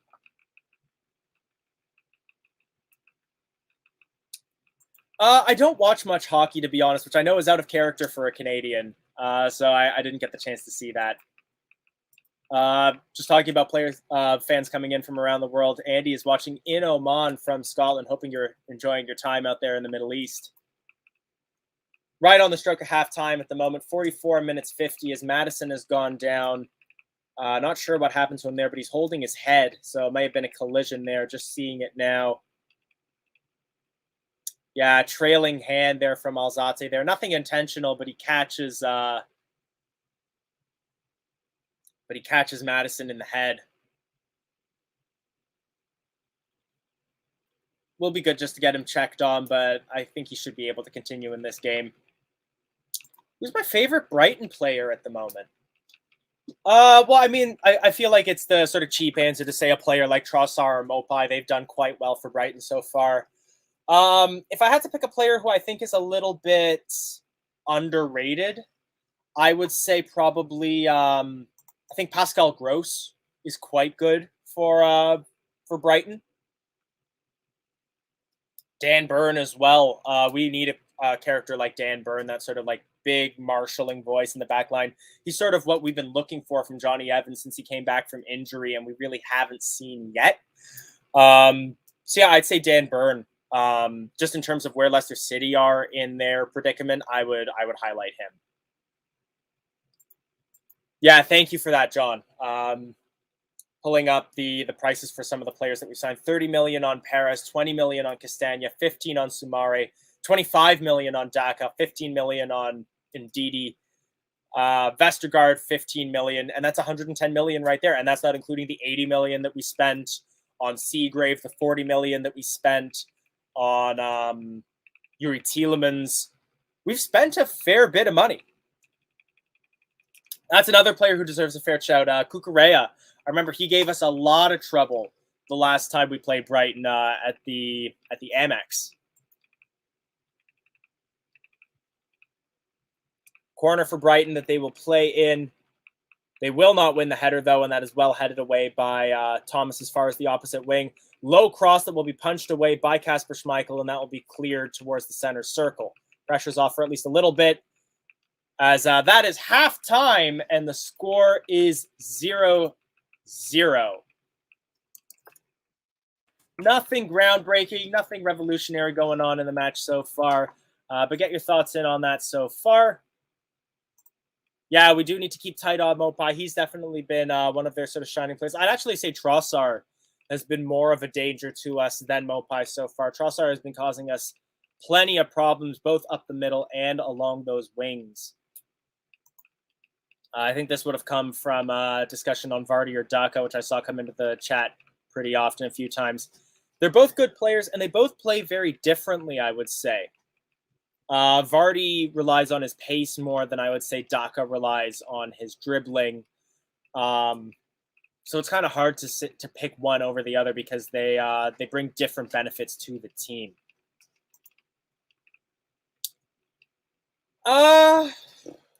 LCFC Gray saying the training ground was too impulsive. Get the players first, then the ground to attract better players. I would argue that I think the training ground was the better investment because, again, I don't think the ownership or anybody really could have foreseen us having a season like this as a result of how many injuries we've suffered this season, I think that Seagrave is an excellent investment, because what that's going to help us do is develop players that can get us, if not class players who will stay with the club for many years, like your Luke Thomases, your Kieran Dewsbury Halls, players who we can sell for large amounts of money to then make those hallmark signings. I think we have those sort of like keystone players, like your Yuri Tielemans, your Wesley Fofanas, your even Jamie Vardy still, James Madison, that I don't think we need to make those sort of big name signings. We were having a discussion about this as well, that smaller signings like Sumare and Daka are gambles because you're gambling on them coming good, but big players as well are also gambles, because if they don't turn out well, then you've just lost that much more money. Look at a signing like Donny van de Beek for Manchester United. Look at signings like Radamel Falcao, Angel Di Maria. Those were pretty big investments, if not in terms of transfer budgets, in terms of wages. And they didn't pay off, and suddenly the club is out that much money. Yeah, not much game talk because there wasn't too much to discuss there. It was a pretty even match. A lot of midfield battles going on, but not too much in terms of like clear-cut chances. The biggest one that would be worth discussing would be that chance where a glorious through ball that was played towards Ademola Lookman, and he just fails to find the net. He plays it trying to nutmeg Robert Sanchez, but he just hits him in the leg and it's cleared. And ultimately, that was our biggest and best chance so far this match. I've been saying this pretty much since the first few games that we've seen Lookman in. Absolutely get him signed. I think he has been class. I'm pretty sure this was a loan to buy, so I would love to see him stay with the team long term. And Gray mentioning here, continuing that sort of Seagrave debate, something is wrong with our training when we won the Prem, when we were very fit and hardly any injuries. That's fair. I don't really have a big comeback to that. What I would say in that was I think our season when we won the Premier League was obviously a big shock. No one really expected us to be a team that could even really qualify for Europe. Like, people were expecting us to just survive at best in the Premier League at the time. And where I think Seagrave will help us is in terms of consistency. Because I think that's what we really need to get to when it comes to sort of realizing and finalizing Vishai's dream, is becoming a team that can consistently challenge for top 6, if not top 4.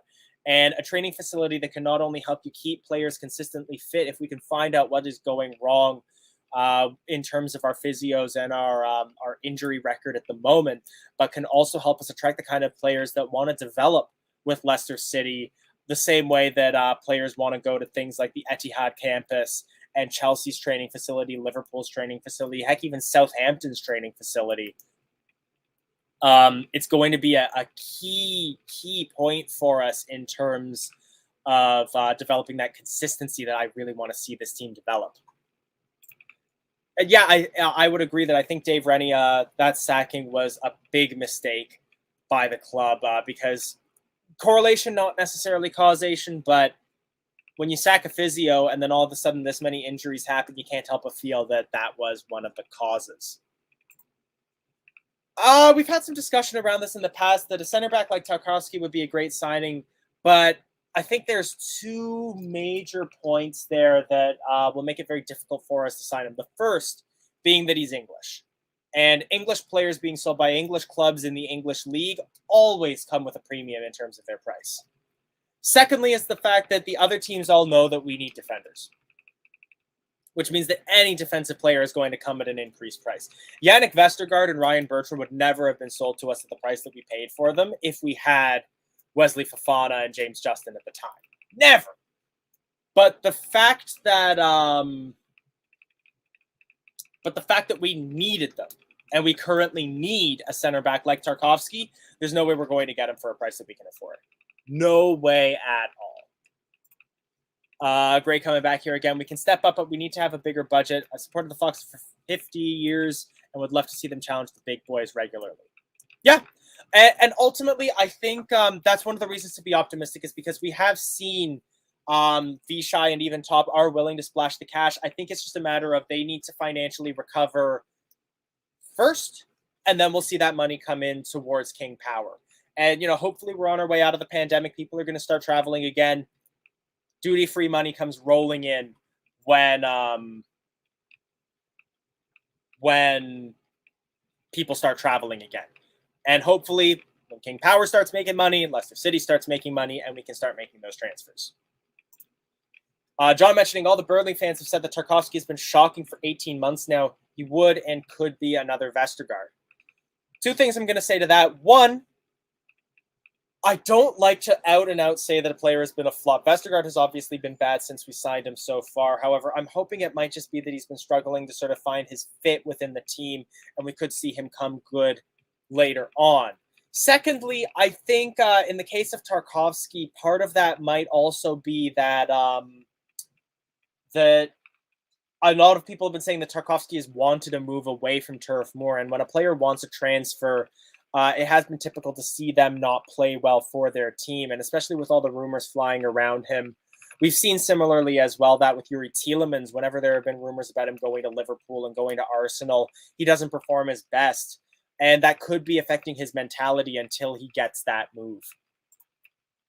Phil Jones with a 15 million price tag on his head. I just don't know if we even have that much money to be spending right now. I love a player like Phil Jones. I saw a post online that I really agree with, which is that Phil Jones is incredibly industrious and does very well for a center back in terms of just defensive acumen.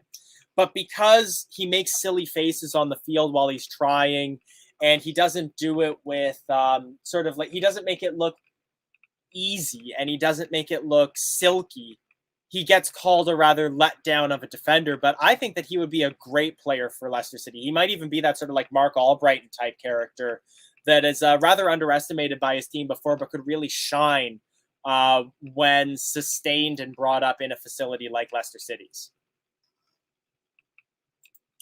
Desperation, I think, is the name of the game there when it comes to like how we were taken in by Vestergaard. Was we needed a defender, and he was a defender whose club was willing to sell him, and that was ultimately why we bought him.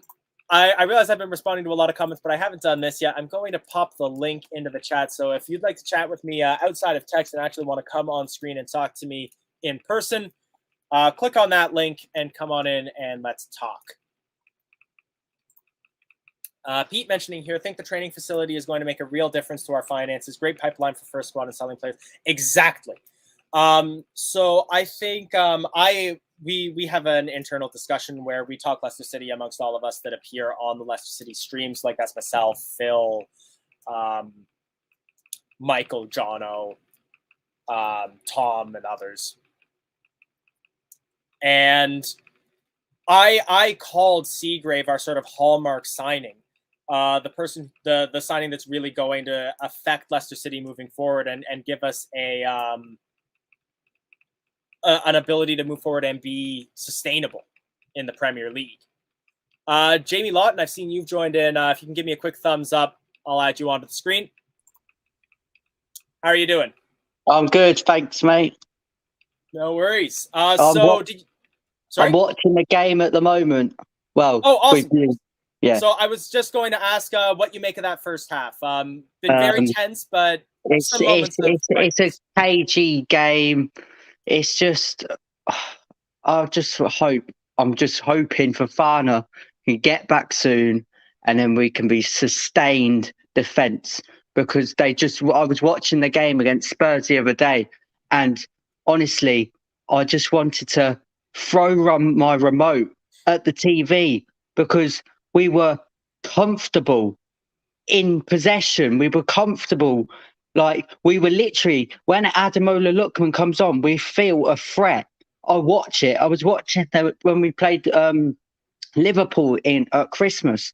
We were a threat to teams. But at the moment, like, the only person I really see putting in a performance is Maddison. Just before I respond to that as well, Leo, I've seen you've tuned in as well. I'm going to add you on just when we're done talking with Jamie, just so that way my internet can be a little spotty, so I don't want to have too many people on screen at once. But yeah, I can agree with that. I think losing Fofana was a big mentality damage to us right before the season started, of course, and the fact that it also happened so senselessly, that it was a tackle that didn't need to happen by Fernandinho at Villarreal. And it did lead to things like that sort of rash signing of players like Vestergaard and Bertrand. However, I would say I think we've had some shining lights outside of Madison as well. I think Mark Albrighton has done very well when given I think the all opportunity. the youngsters have had their pot at playing, like Dewsbury Hall, Daly Campbell, Rice, all of them types of guys have had a pot. What's his name? Luke Thomas. He's played quite well. So I think all the youngsters. I'm a season ticket holder myself, so I go to the games like when I can, when I'm not working. So the last game I went to was Spurs game, and yeah, it was just great. The Spurs game was in the middle of the workday for me, so I was working at the time, but keeping like a half an eye on the match as it was developing, and I couldn't believe that we had managed to throw that away. But at the same time, one thing that I will say with regards to how this match is going is it has seemed nice that it doesn't look as though the players have let that go to their heads. It looks as though we've recovered pretty well from what would have been a pretty damaging blow to our mentality. But we've come into this game looking like we do want to score goals. It's just Brighton have done very well at holding us up. I've got a couple other people joining in, so I am going to let you go pretty soon. But just before I let you go, I'm going to ask you for an updated score prediction on how you think this match is going to end. So I am going to say 2-1 Leicester, Maddison and Tielemans to score. And for Brighton, I'm going to go Mope. That's fair. I'm going to say I think Trossard might be a little bit more of a threat than Mopai, but I appreciate the prediction. If you can, would love to have you on at full time. Thanks for joining us. Yeah. All right, Leo, if you're ready, I'll add you on. And then Jono, I'll add you on when we're done with Leo. All right, Leo, did you get the chance to watch the match? How are you making it so far? Yeah, I think it's been like pretty even, to be honest. We had our chances, I guess. That especially that Lookman one, it needs to be put away, which it unfortunately didn't. But I think we can win like maybe 1-0. Yep. I think 1-0. 1. I would say that we have looked like the more likely team to win this match, but I think a lot of credit is due to Brighton, who have done very well. Players like Kukurea and Byrne have been wise to a lot of the things that we've been trying. Do you think there's any options that we have on the bench that could sort of change this match? Do you think there might be any substitutions coming in earlier than the 60th minute? I haven't actually seen the bench, to be honest. I can put it up on screen for you. So we've got Albrighton, Ward, Perez, Chowdhury, Vestergaard, Daly Campbell, Sumare, McAteer, and Brunt.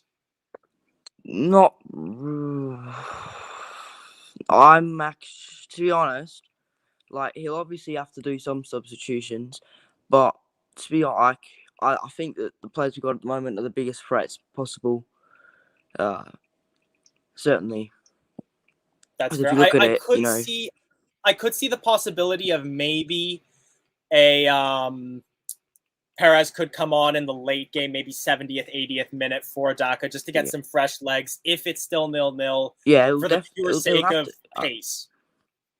I mean, you can't not do any substitutions, but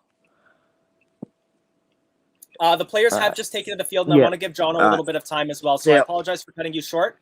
But all good there. So Jono, we don't have too much time as the players are taking back to the field, but if I can quickly get your thoughts on that first half. Yeah, I think it was a decent first half without any real cutting edge. I'm hoping that, if we can get the first goal, I think we can win this game. I fancy us to get a clean sheet because Brighton haven't really created much. Gonna knock on wood for that. Yeah, and James Justin's looks real positive up and down the flank. Looks really good. Yeah, we've opened them up a few times, so it's just better finishing, I think, and we'll get the result here, I think. Yep, we're just about to kick off, so I'm going to quickly ask you any changes you would make and updated score predictions. not right away. I don't think we've got anything really on the bench that's going to be better going forward. I just think we just need to keep going as we are for now. Maybe a like-for-like switch here and there. Maybe Samari to come on to, shore things up if we need it. But other than that, I can't see anything on the bench that I would bring on to make any real impact.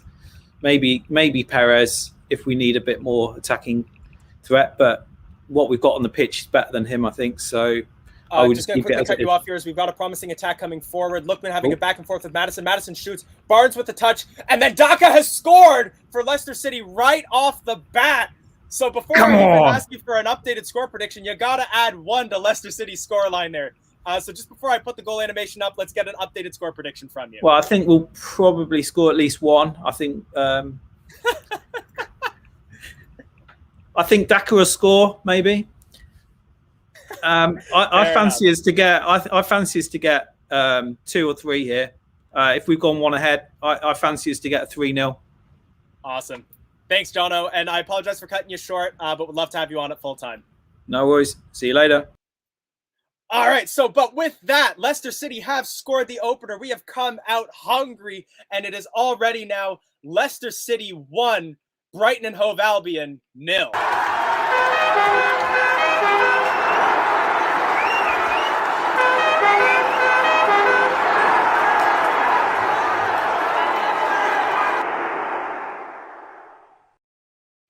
So absolutely great play by Leicester City. We come forward in numbers, and just like we've seen from the first half, the players really showed a lot of guile there. They worked their way out of tackles and got themselves into the positions that they needed to be. It was a bit of a gift for Patson Daka there, but you will take that any day of the week, and today we've taken it on Sunday. Although defensive mishap at the back, a big save by Kasper Schmeichel to deny Neil Mopai at the near post there. I need to see the replay on what happened there because I was just pulling up comments at the time. But Brighton came off of their kickoff just as hungry as we did from ours. Just seeing the replay here. Appeals for a handball off of Luke Thomas there. And some dangerous play by Mopai in front of Chalar Sayuncu there. But a big save by Kasper Schmeichel keeps us in there. As Leicester City come forward on the attack again, but Madison gets dispossessed in the penalty area. And I think that's going to be a corner kick to Leicester City. Fee with the 99p super sticker there. Thank you so much for that. So a whole bunch of stuff happening there right towards the end of halftime there. I will also say, Jono and Leo, apologies for having to cut you short there. But again, we'd love to have you on at full time as well. And then Fee, thank you for the 99p super sticker. You always drop those in when we score a goal. So thank you so much. Madison plays the corner in. Falls into the penalty area nicely towards Dewsbury Hall, but he can't get set up to take his shot, and Brighton will clear. Shaky defending there by Brighton at the moment, but also worrisome from us to give. I realize I called that a shot by Mopai that Kasper Schmeichel saved very well, but it was actually Jakob Moder very close to the post, goes far post on Kasper Schmeichel, and a reflex save there, gets a strong hand to it to deflect it away from goal. And we maintain our lead right now. Now, I don't have the Premier League table pulled up at the moment, but if I recall correctly, I believe if this scoreline holds, we will move into 10th place in the league, remaining in the top half of the table, just 1 point behind Brighton and Hove Albion with a game in hand. So that European chase, Champions League might be out of our reach at this point, but we will remain in that chase for Conference League and Europa League again. Otter Carmen, very happy to see the goal go in. I think we all are there. Didn't expect that to happen so quickly off of our kickoff, but that heart that we really wanted to see. A big interception there by Ademola Lookman. He can't make his pass across goal there, though, but Lookman does well to not only intercept what looked like a very pedestrian pass from Brighton there, but then to get on his bike and run at Brighton. But Dan Byrne makes himself big and intercepts the pass going across the penalty area before a Leicester City player could get their foot to it. Leicester again showing a lot of aggression here. We're almost high pressing them at the moment. Brendan Rodgers shouting some encouragement to the players. It looks as though this was exactly what he wanted. He wanted to go at this team much more aggressively than we had in that first half. And there's already been a lot more action in this half than we have seen in the first half. Brighton coming forward again, but another tackle gives Leicester City the ball, and we look to come forward again. Patson Daka looks to play a through ball towards Madison. He finds him on the outside of the penalty area. Madison fakes out his cross, looks to find Barnes, but it's just over his head, and Brighton will regain possession.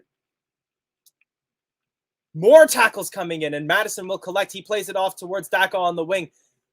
And a big challenge by Daka on Cucurella there, who goes down holding his head. He's in quite a bit of pain there. The commentators just called that a bizarre one there. There's definitely going to be a free kick there, but I'm not sure for whom.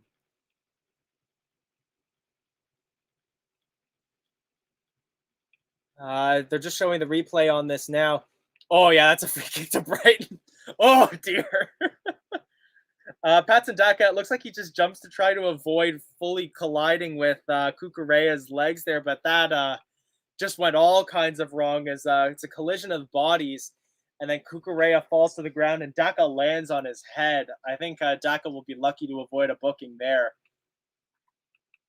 I believe I don't think this will count as an assisted goal because it wasn't passed to Daka. It was Daka collecting a rebound off of Robert Sanchez.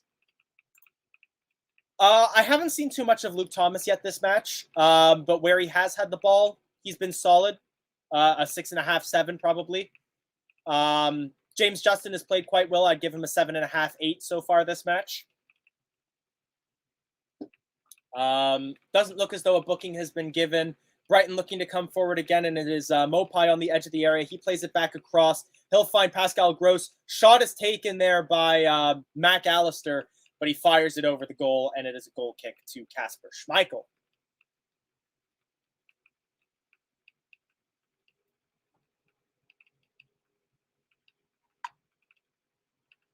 Yeah, Mac Allister was well set up for a one-time shot there, but he tries to go for something spectacular, goes for power instead of placement, and just can't find the goal there. James Justin is a fair shout for who's been our best player so far. Madison has played well. Lookman has also put an absolute shift in so far.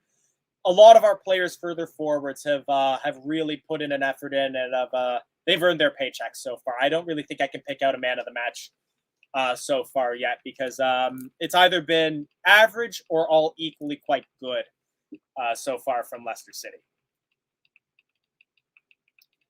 In terms of Brighton's man of the match, I might either give it to Dan Burn defensively if it weren't for the fact that they just conceded, or I might give it to Leandro Trossard up front, who has been a bit of a thorn in the side of the Foxes so far. Just checking the other scores around the horn. Arsenal versus Burnley remains 0-0 as well. Palace versus Liverpool remains 2-0 to the visitors.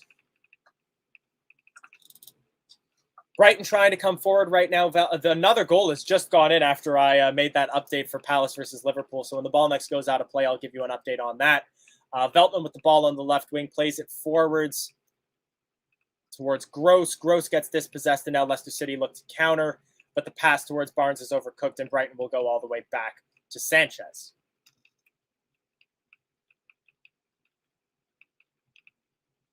Cucurella now with the ball on the left wing.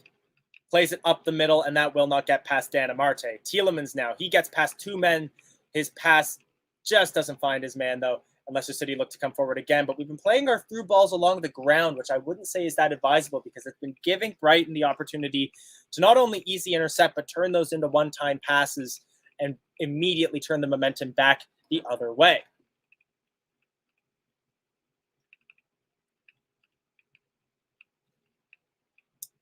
Madison plays the ball to Dewsbury Hall. Big sliding challenge there by Joel Veltman. Regains possession for Brighton, and they look to come forward again. Ball with Pascal Gross. Gross plays the ball out wide towards number 50, Jakob Moder.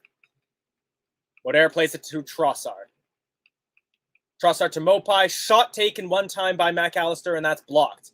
Harvey Barnes regains possession, lays it off towards Dewsbury Hall. Back to Barnes, back to Dewsbury Hall, back to Barnes. Barnes just oversteps the ball there, and we're forced to play the ball back towards Soyuncu. And he'll only find Cucurella with his pass, and Brighton look to come forward again on the left wing. Cross comes in, hoofed out by Soyuncu. Daka will get that ball. He passes it over towards Barnes. Barnes to Thomas. Thomas forced to turn his back to goal. He plays it to Schmeichel, who hoofs it upfield, finding Lookman. Lookman maintains possession, but gets marked by 3 players, and Veltman will get a foot in there to dispossess him. Ball now with Webster, who will play the ball back towards Sanchez. Thank you for the update, Hayden. Ball hadn't gone out of play yet, so I hadn't gotten the chance to check. But Palace have scored, and it is now Palace 1, Liverpool 2. At the next break in play, I will get you a goal scorer for that. Brighton coming forward again. Pascal Gross on the wing. His cross gets blocked by Thomas, and now Thomas shields the ball, gets tripped. Free kick to Leicester City, so I can now check on those other scores.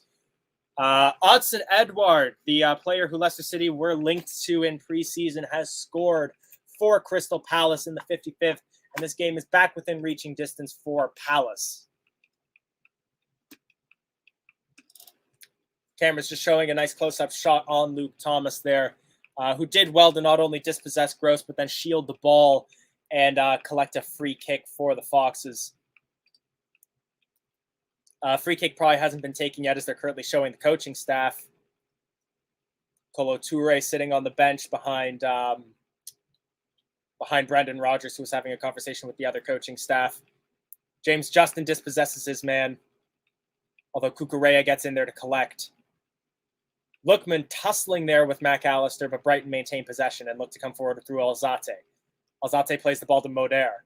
Moder on the wing to Gross. Gross plays it low into the penalty area. Player steps over the ball, and Leicester City collects. Barnes gets dispossessed, and Brighton look to come forward again. Gross on the wing. He misplaces his pass into the penalty area, and Leicester City clear again, but only as far as Webster. Lookman now with the ball. Maintains possession under a lot of pressure. I don't know why we're going up the middle here. You're getting marked by 2-3 players at a time. Harvey Barnes gets the ball. He plays a through ball that will nearly find Ademola Lookman there. Forces Sanchez to play sweeper keeper there, and he hoofs the ball all the way upfield towards, I would assume that was Trossard, but James Justin will win that duel, and that ball goes back to Kasper Schmeichel. Cucurella collects Schmeichel's clearance, and now Brighton look to come forward again. James Justin will intercept that pass. He plays it off Cucurella for a throw into Leicester City.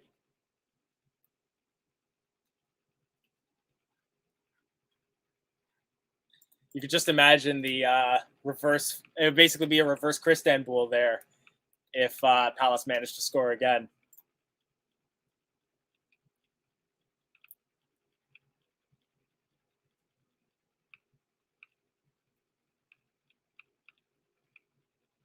Just showing the coaching staff at the moment. Graham Potter, I believe, has been diagnosed with COVID, and that's why he's not at the game at the moment. So it is an assistant coach taking the helm at the bench for Brighton at the moment. Veltman plays a cross in, but that will be headed away by Justin, only as far as Moder. Moder plays it onto the wing towards Gross. Gross plays it back towards Veltman. Veltman playing very high at the moment, could leave Brighton vulnerable in the event of a counterattack by Leicester City. Brighton forced to play the ball back. Veltman goes all the way back to Webster. The entirety of the Brighton squad, barring Sanchez, are in the Leicester City half at the moment, though. Cucurella gets the ball on the wing. He plays a cross in that will find Jakob Moder, but he thinks he's shooting that ball into the City ground. I would even say it would be good for a try, but he misses the uprights. It was both high and wide there. Just that volley does not fall well for him at all. And that's nearly out for a throw-in instead of a goal kick. First change of the day is going to be coming in for Brighton and Hove Albion as Tariq Lamptey has gotten his kit on. Also, if I'm recognizing faces correctly, looks as though I think that might be Welbeck who might be coming on.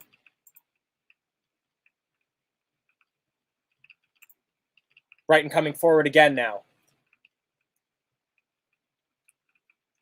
Veltman plays a 1-2. But Gross gets dispossessed, and it's a throw into Brighton right by the corner flag.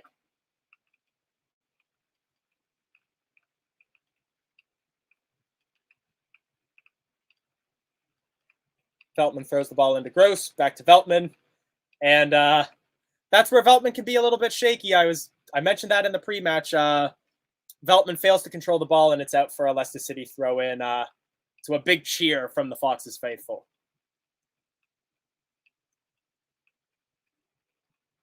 Luke Thomas to take this throw-in.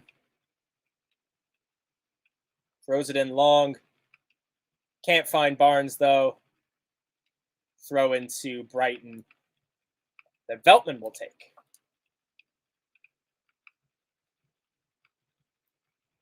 Veltman throws it in long, but will be intercepted by Thomas, and now Leicester City look to come forward. Tielemans gets dispossessed. Dewsbury Hall's pass gets blocked. Soyuncu will clear for another Brighton throw. It's tense yet calm at the moment. Brighton are putting the pressure on, but Leicester City still seem confident in defense at the moment. Brighton playing some one-touch passing at the moment. Ball now coming forward with Moder. But Moder gets shielded off the ball. Soyuncu runs that out for a throw-in. I thought he may have given away a corner there, but he apparently keeps the ball in play. Two substitutes coming on for Brighton at the moment, and I'm pretty sure that is Lamptey and Welbeck coming on. Pascal Gross coming off in favor of Tariq Lamptey. And we'll keep you updated when I see the graphic update, who's coming on for the second substitution as well.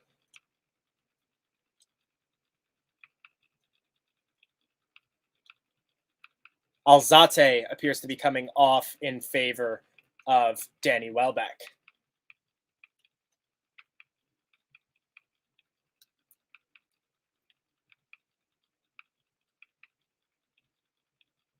Throw-in is taken by Veltman, and it will go off of Mopai for a goal kick to Leicester City. So 2 out of 3 changes made for Brighton already, as we are only in the 60th minute. But 2 positive changes, I would say, for Brighton. It looks as though they are going to be trying to play a little bit more pressure. The man, the myth, the legend, Mark Kevin Albrighton is getting kitted up as Leicester tries to play a through ball there. Harvey Barnes tussles with his man, but loses the throw-in. And that is out for a defensive throw-in to Brighton and Hove Albion. Once again, Veltman to take.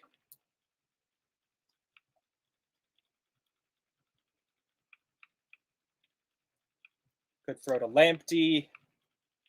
Throws over Lamptey, trying to find Mopai there, but this goes wrong for Brighton, and now Leicester City have possession in a dangerous area. James Maddison gets around Kukureya, plays the ball towards Lookman. Lookman plays it over, looking for Dewsbury Hall. He plays across goal, but that's punched away by Sanchez, and now Brighton look to break. An initial cross looked as though it may have been handballed down by Tielemans, but referee either said no or advantage. Brighton do maintain possession, although Leicester City do get the time to get back in numbers. Ball goes off the referee there, and under the Premier League rules, that will have to be a drop ball.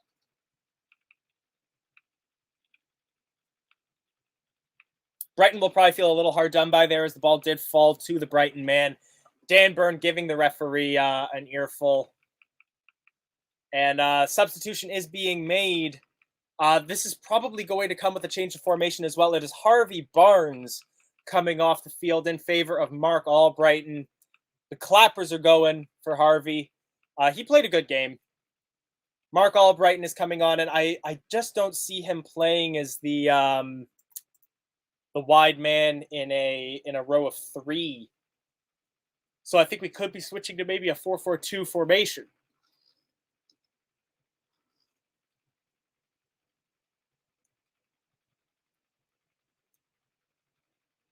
Possibly even switching to maybe a 5 at the back.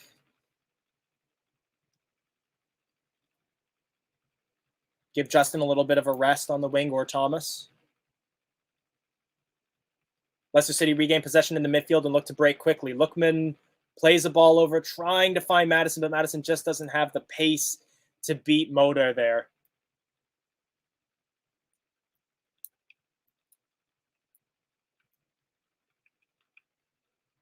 Big Dan gets in there and intercepts a ball that was headed towards Mopai in the midfield, but Brighton will still collect that. Yeah, Anthony Beebe mentioning here a 3-5-2 formation. That makes a lot of sense to me there, seeing the players that are on the field. My broadcaster still hasn't updated the graphic from saying that we have a 4-2-3-1. But a 3-5-1 definitely makes a lot more sense there. Simon Hodgett asking, why is Daka not have more match time? I think, Jamie, you nailed it there. Vardy. It's very hard to unseat Vardy. We're a team that generally plays a single striker, so Daka is there as sort of that depth player, that player for the future. He is still very young, don't forget. He's shown his class in cup games, of course, those 4 goals that he scored against Spartak Moscow. Brighton tried to play a through ball there, but it will be collected by Kasper Schmeichel well before Mopai would be able to collect.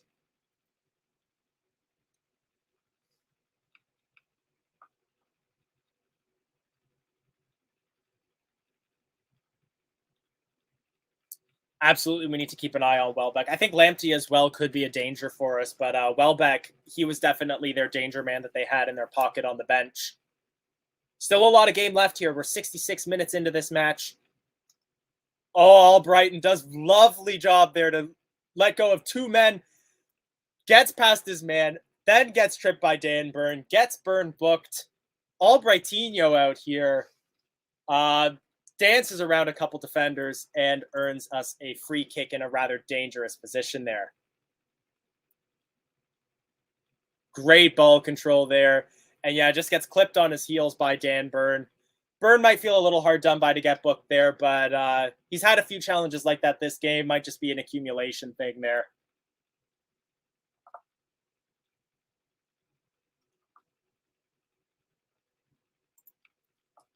Ultimately, I think in terms of playing both of them up front, part of that is it's just not really Brendan Rodgers' philosophy. He's really carried forward that sort of sit back counterattacking style that really suits having more players in the midfield, or even a very wide defensive line with wingers, with that one sort of pacey target man up front.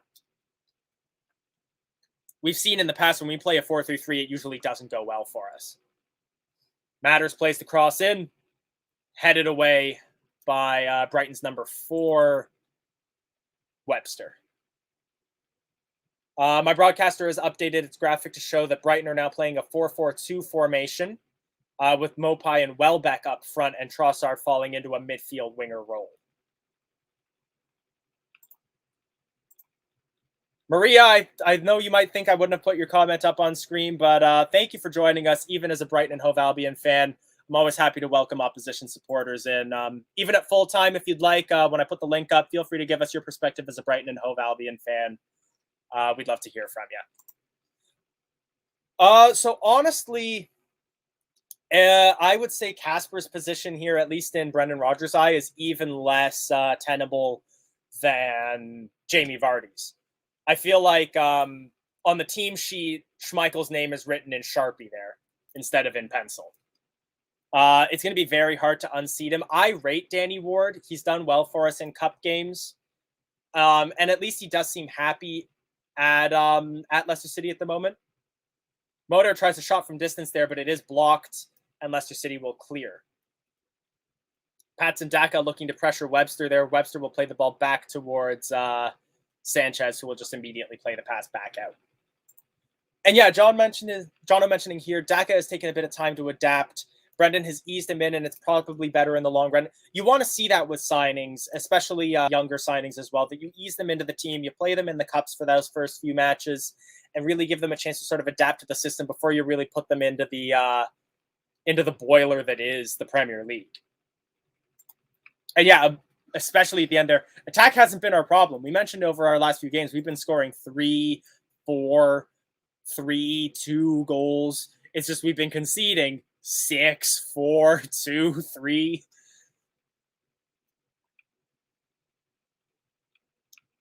And honestly, I think that might have been another one of the things that's really hurt Yannick Vestergaard and Ryan Bertrand, is the fact that they weren't able to be eased into our system, but they came straight from Southampton into the starting lineup for Leicester City. And I wouldn't rate them as world-class players, world-class players are good at adapting in moments like that. But even good players need time to adapt to another system, and they haven't been afforded that at all. And not only that, but now they're getting, rightfully so, hammered by supporters for what has been rather poor performances.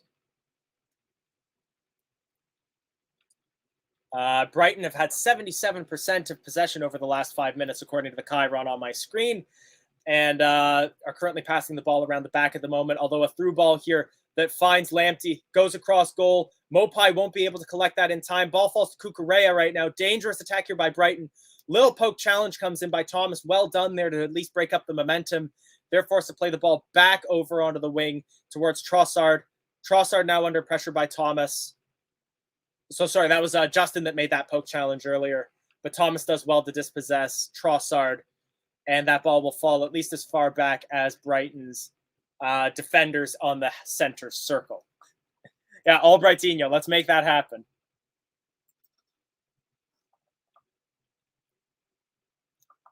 Simon, I'm going to answer your question at the next break and play right now just because we're under a lot of pressure here. And I worry something's going to happen in the middle of my speaking as Moder will play the ball over in the center of the park.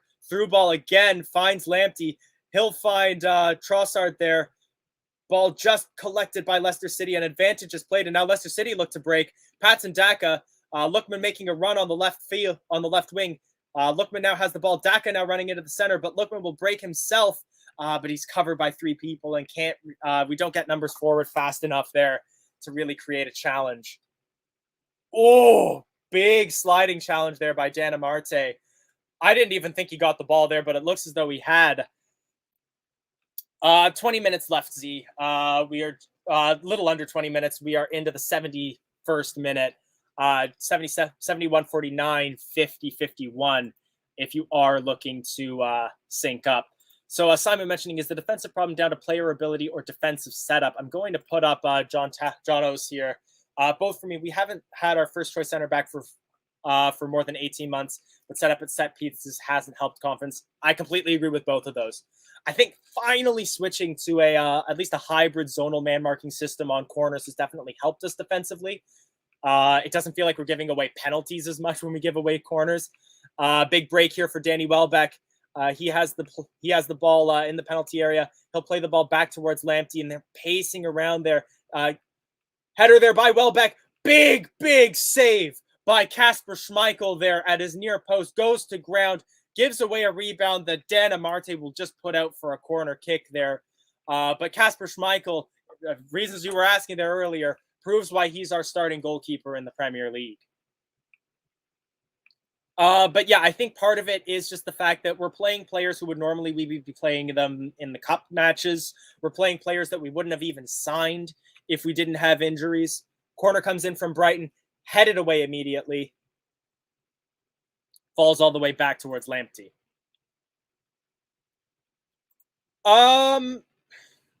Not as defensive as we are normally, but yes. We are sitting back. We're giving Brighton a lot of possession, but it looks as though we are still looking to play counterattacks when the opportunity falls to us. Trossard's pass is intercepted there, and Soyuncu will play the ball high up and over, looking for Patson Daka, but won't get there. Tielemans will collect the ball in front of McAllister, and Daka seems to have spotted Sanchez off his line, but there's none doing there as he plays a very high shot that's closer to the corner flag than the goal. He had no support and he was under a lot of pressure. I don't really think he had any other option there than to give away possession either through a wayward shot or from just losing the ball to a defender. Brighton look to come forward again. Ball now with Trossard. He plays it in towards the center, towards McAllister.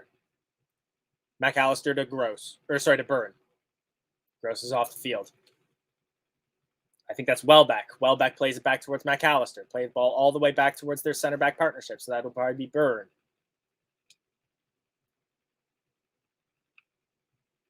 Looking to come forward again. Moder will play the ball over. Trying to come up the middle right now, but Leicester City trying to make a formidable line here. Ball with Lamptey on the wing. His cross is blocked. but it will fall towards Moder. Moder plays the ball in, headed away by Albright. Thomas will collect, and now Leicester City look to break through Dewsbury Hall, but he can't get past his man. Ball is played back towards Sanchez.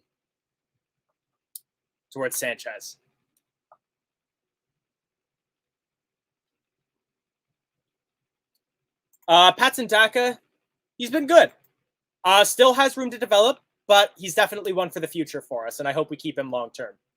Lamptey takes a shot that's blocked. Didn't really have any sort of avenue either to shoot or to pass. Mopai collects the ball in a dangerous area there, but gets tackled. Clearance only falls as far as McAllister there. Welbeck loses the ball now, and now Leicester City look to break through Lookman. Lookman does well to get around Gross, but then, or not Gross, to get around Byrne, but can't get past McAllister, and now Brighton look to come forward again. Moder, McAllister. Sorry, that was Trossard. Trossard goes back to Moder, but his pass gets intercepted. And now they look to come forward again. It's Lamptey. Lamptey breaks in towards the center of the field. Passes to Trossard. Trossard tries to find Mopai, but he doesn't. Brighton look to come forward again. It's Cucurella on the left wing now. Cross comes in, headed away by Amarte. Ball falls to McAllister. McAllister plays the ball towards Moder. Moder plays the ball to Lamptey on the wing. Cross comes into the penalty area. Shots taken by Trossard. It's deflected and collected by Kasper Schmeichel.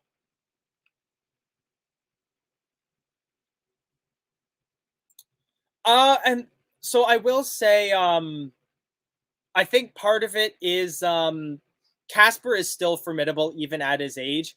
I think we're going to start seeing a little bit more rotation next season, if not maybe 2 seasons from now. Don't forget that goalkeepers generally keep their class goalkeepers, particularly in the Premier League, generally keep their age, keep their skill even as they age. You can think about a player like Edwin van der Sar. He was a class goalkeeper for Manchester United up until almost when he was 40. So there's still a couple quality years left in Kasper Schmeichel. Joel Veltman coming off the field now in favor of Solly March as well. It looks like Leicester City making a change as well. Haven't gotten a good look at the bench yet to see who is coming on yet. 77 minutes in, it is Ademola Lookman who's coming off, so I imagine that's going to be for Jose Perez. Another ovation coming in for Lookman. He's played very, very well this match so far. Gives his high fives to Tielemans. He's coming off for Soumare, so definitely going to be part of a change of formation there. Definitely switching to be more defensive there. Probably to solidify that midfield 5. Going to stick with that 3-5-2 formation. Again, I can't quite see who's playing where on the field due to my broadcaster hasn't updated their lineup graphic for Leicester City. Still showing a 4-2-3-1 for us. Leicester City looking to come forward now. Lookman and Madison exchanging some headers, but does get intercepted, and the ball is played back towards Robert Sanchez. Cucurella now with the ball in the left field. We're keeping them pinned back at the moment, though. Sanchez under a little bit of pressure from Daka. Will pass the ball forward, and Daka not giving any players a moment of respite there. High line from Leicester City now as it's Çağlar Söyüncü breaking into the Brighton lines. He'll find Dewsbury Hall on the left wing. With his 3-4 players marking him, he's forced to play the ball back towards Tielemans in the center. Tielemans back to Dewsbury Hall. Dewsbury Hall to Madison. Madison to Tielemans. Tielemans to Soumare. Soumare to Albrighton. Albrighton back to Soumare. Back to Albrighton. Tielemans. Madison. Tielemans. Dewsbury Hall. Lot of one-time passes here. Soumare. And he just can't control that ball, and that's out for a throw into Brighton, which they take quickly, looking to get the ball to Welbeck, who tries to shove over Justin, but just falls over himself, and that is out for a goal kick, Kasper.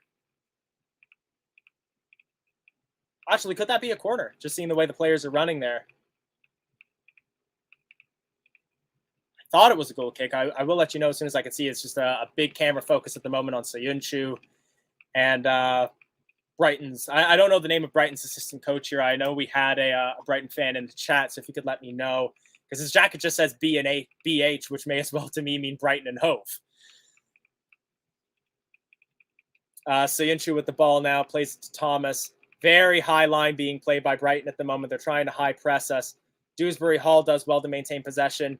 Madison, Daka tries to lay it off for Dewsbury Hall, but we lose possession, but the through ball is intercepted, and now Leicester City have possession again. Tielemans looking for Albright. Cucurella intercepts. Tries to head the ball back towards Sanchez. Albrighton chasing down, but Sanchez will get there first. Thank you very much, Oliver Furnival, the Brighton's coach name, Bjorn Hamburg. Thank you very much. And yeah, Brighton and Hove Albion. Both can be BH. Leicester City coming forward again. Through ball. Oh, and Patson Daka slips.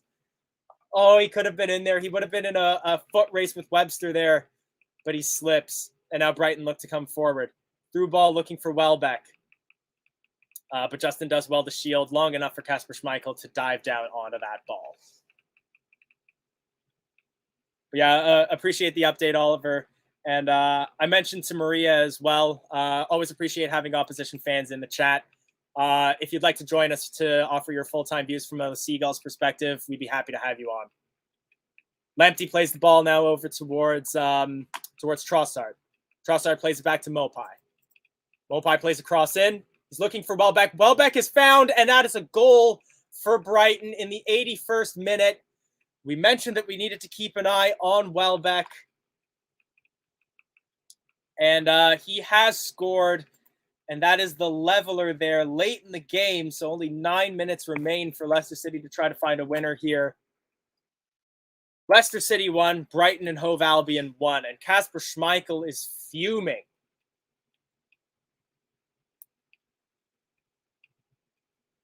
You can't really blame Schmeichel for that. That was, but I need to see who was tasked with marking Danny Welbeck there. He's left completely unmarked. I think it was James Justin that lets him go there. He has to do better there. You can't give a tall player like Welbeck that much space on a cross, and he does. And there's nothing any other player really could have done about that. Maybe you could.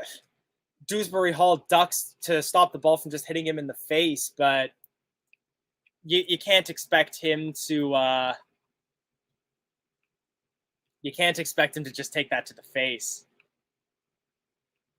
There's still time for us to pull back, though.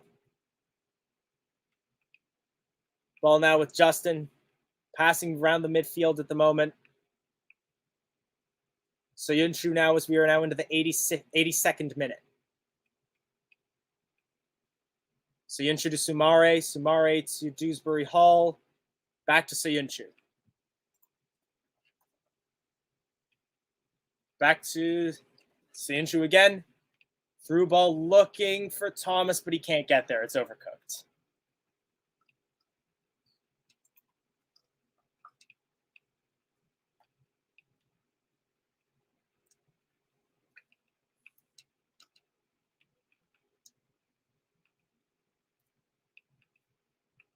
This would have been a nice confidence-boosting win had Leicester City managed to hold on to their lead, and there is still time for us to pull this back, although now, dangerous through ball played to Tariq Lamptey.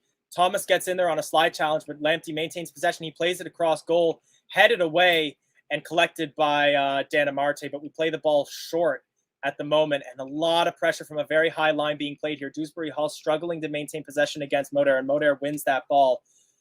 Tielemans gets in there with a flying challenge on Mopai, but Brighton still maintains possession now. It's Trossard breaking into the penalty area. He crosses it across goal. It will fall to a Brighton player. Cucurella takes a shot, and that is a wild shot at best, well over the net.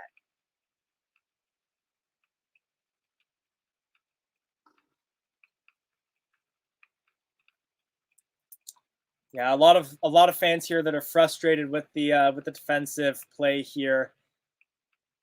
Could we start to see shaking under the foundation of Brendan Rodgers again here? I don't know. And yeah, we were saying we knew Welbeck would be an issue. Let's not say that yet. We still have had some positive chances here, although Brighton are probably the more positive team here at the moment. They have a throw-in the defensive third. Mopai to take. Finds Lamptey. Trossard. Lamptey. Lamptey's well marked, though. He plays it back towards Trossard. And they play it back towards Burn. Burn to Cucurella. Cucurella on the wing. High ball will only find James Justin. Cucurella will dispossess Albrighton. Breaks in towards the center. Tackled by Dewsbury Hall. Welbeck. Solly March in the penalty area. His cross is blocked by Mark Albrighton. And it's a corner kick to Brighton.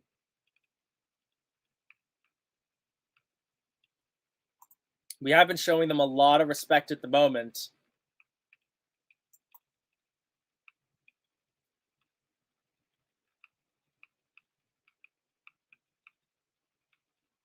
The Leicester City supporters are being drowned out by the Brighton ones at the moment.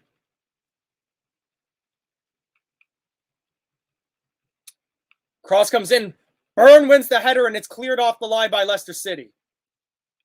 Dangerous header there from that corner. Cross comes in, nearly finds Welbeck, out for a goal kick. That was dangerous there. Dan Byrne nearly getting a goal there. No chance for Kasper Schmeichel. Who was marking him there? It was Dan Amarte, but Yuri Tielemans saves the goal for us. Yeah, Dan Amarte just can't get a... yeah, it's an early jump by Byrne. And he has weight on the back of Amarte, which doesn't give him the opportunity to jump up himself. A lot of players tussling with Trossard at the moment. Albrighton wins out, but his pass is blocked. And now Brighton look to come forward in numbers. Through ball play to Trossard. He's in a dangerous area. Shot taken, saved by Kasper Schmeichel.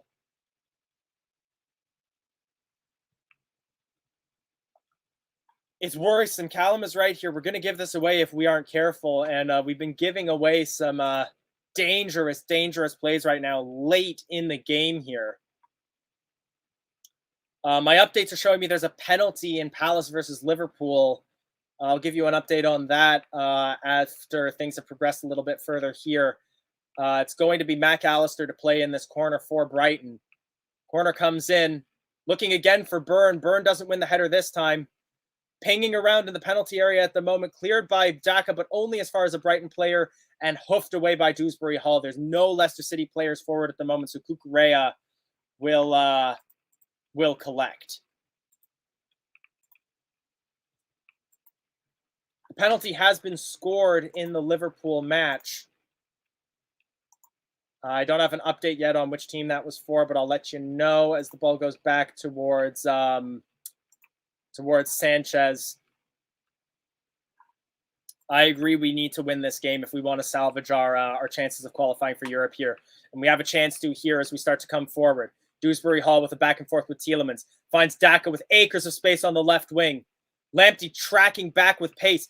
Pass back towards Thomas. Thomas finds Daka again. Daka finds Dewsbury Hall, who crosses it over, but you're not going to find anybody but Sanchez with a cross like that. The penalty scored by Fabinho for Liverpool, and that will put the game out of reach for Crystal Palace. Burnley Arsenal remains 0-0.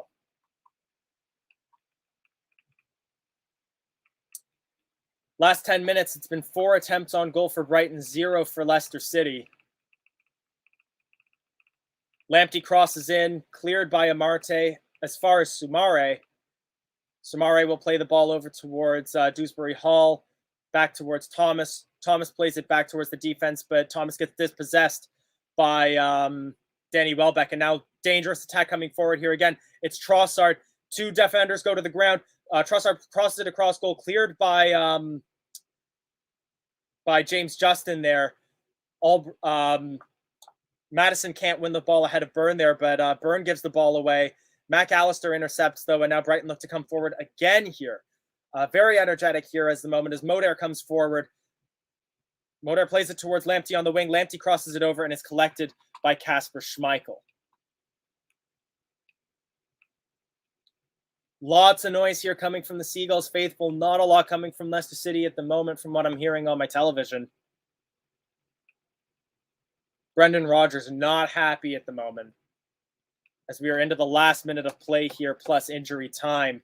And unfortunately, if I had to say that a team was going to win this late, it would be Brighton. Sumare to Tielemans, back to Sumare. Patson Daka. Sumare gets around his man, lays it off to Dewsbury Hall, dispossessed by Cucurella. Ball will roll over towards Sanchez. We have another substitution that we can make here. There will be 3 minutes added time here. Trossard now looking to come forward, lays it off for Mopai, who gets past Justin. All Brighton gets in and makes a challenge. Justin will clear.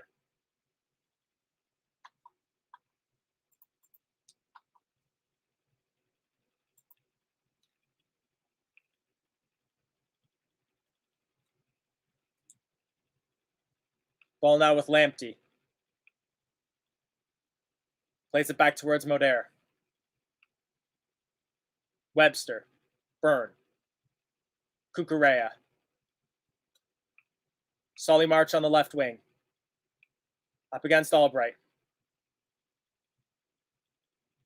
Tackled by Tielemans, but gets around Tielemans. Cross comes in, cleared by Amarte. Madison hoofs it upfield. He should have tried to keep possession there. We have 2 minutes left here, and there's a player on the ground right now due to cramp. Patson Daka.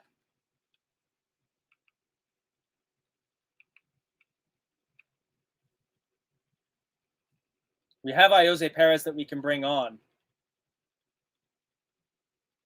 Oh, the medical team is out there. This might not be cramp.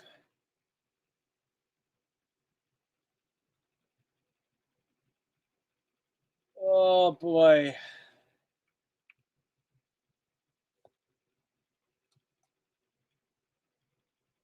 We're just showing replays of the goals at the moment. There's going to be additional time added on top of the 3 minutes due to this stoppage.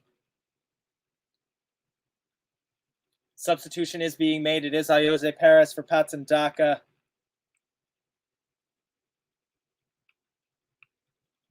Daka in some discomfort. He's walking on his own, but with a heavy limp at the moment.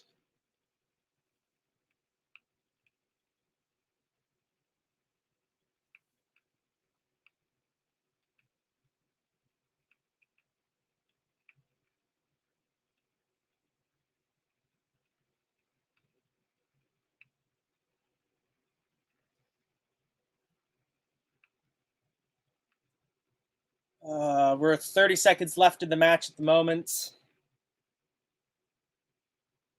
But there's probably going to be time going over the 3 minutes due to that stoppage and the substitution. Luke Thomas almost loses the ball. He plays it back towards Kasper Schmeichel. We have to hoof the ball upfield here. And we clear it out.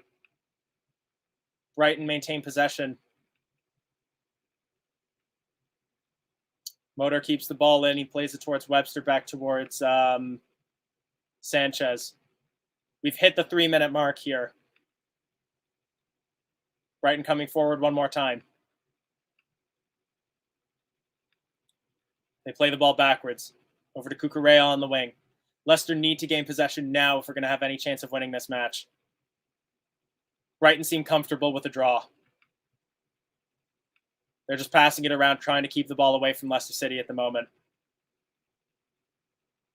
Coming forward one more time, it's Webster. His through ball is intercepted by Luke Thomas, so Yinshu forced to clear.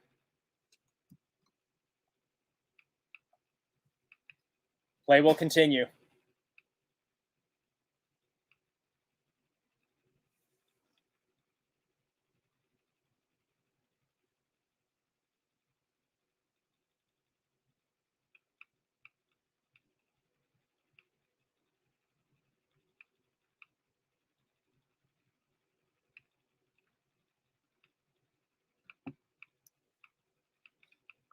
Luke Thomas intercepts. Dewsbury Hall plays it over. Intercepted again by Brighton, and Brighton look to come forward one more time.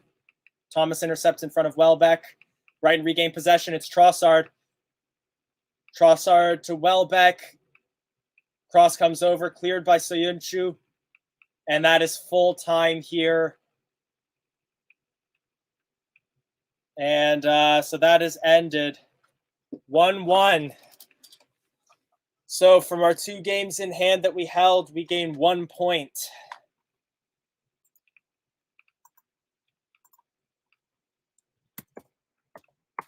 A disappointing end, but it's exactly like so many people predicted. A 1-1 draw, just like Brighton loves, with a late goal. Around the horn, Burnley hold Arsenal to a draw at the Emirates. Palace still 3-1 down to Liverpool, with 6 minutes of added time continuing to be played. Bitterly disappointing result there for Leicester City. Yeah, a lot of people saying we've just been holding on, a typical result. We were second best in the second half. Thank you for joining us, Rojo. Bad substitutions and formation changes, as Z predicted. Thank you all for joining us for the watch along. You know what, though? We have hit full time. So let me pop that link in there. Foxes and Seagulls fans alike, if you'd like to join, share some of your full-time views, please feel free to click on and join us. It is worrisome the way that we know that Brendan Rodgers likes to switch to be more defensive when we score first. However, do we just have, is it that we lack the defensive ability to do that anymore? And thank you all very much for the compliments. Definitely appreciate it. Thank you all for joining us. Yeah, not much going well for us, but we do still have those cups. Definitely, I would say, so just taking a look at the Premier League table, as everything stands, full-time has been called 3-1 for Liverpool. So Leicester City remain in 10th with that point. We're ahead of Aston Villa on goal difference with 1 game in hand on Villa, 2 games in hand on Brighton.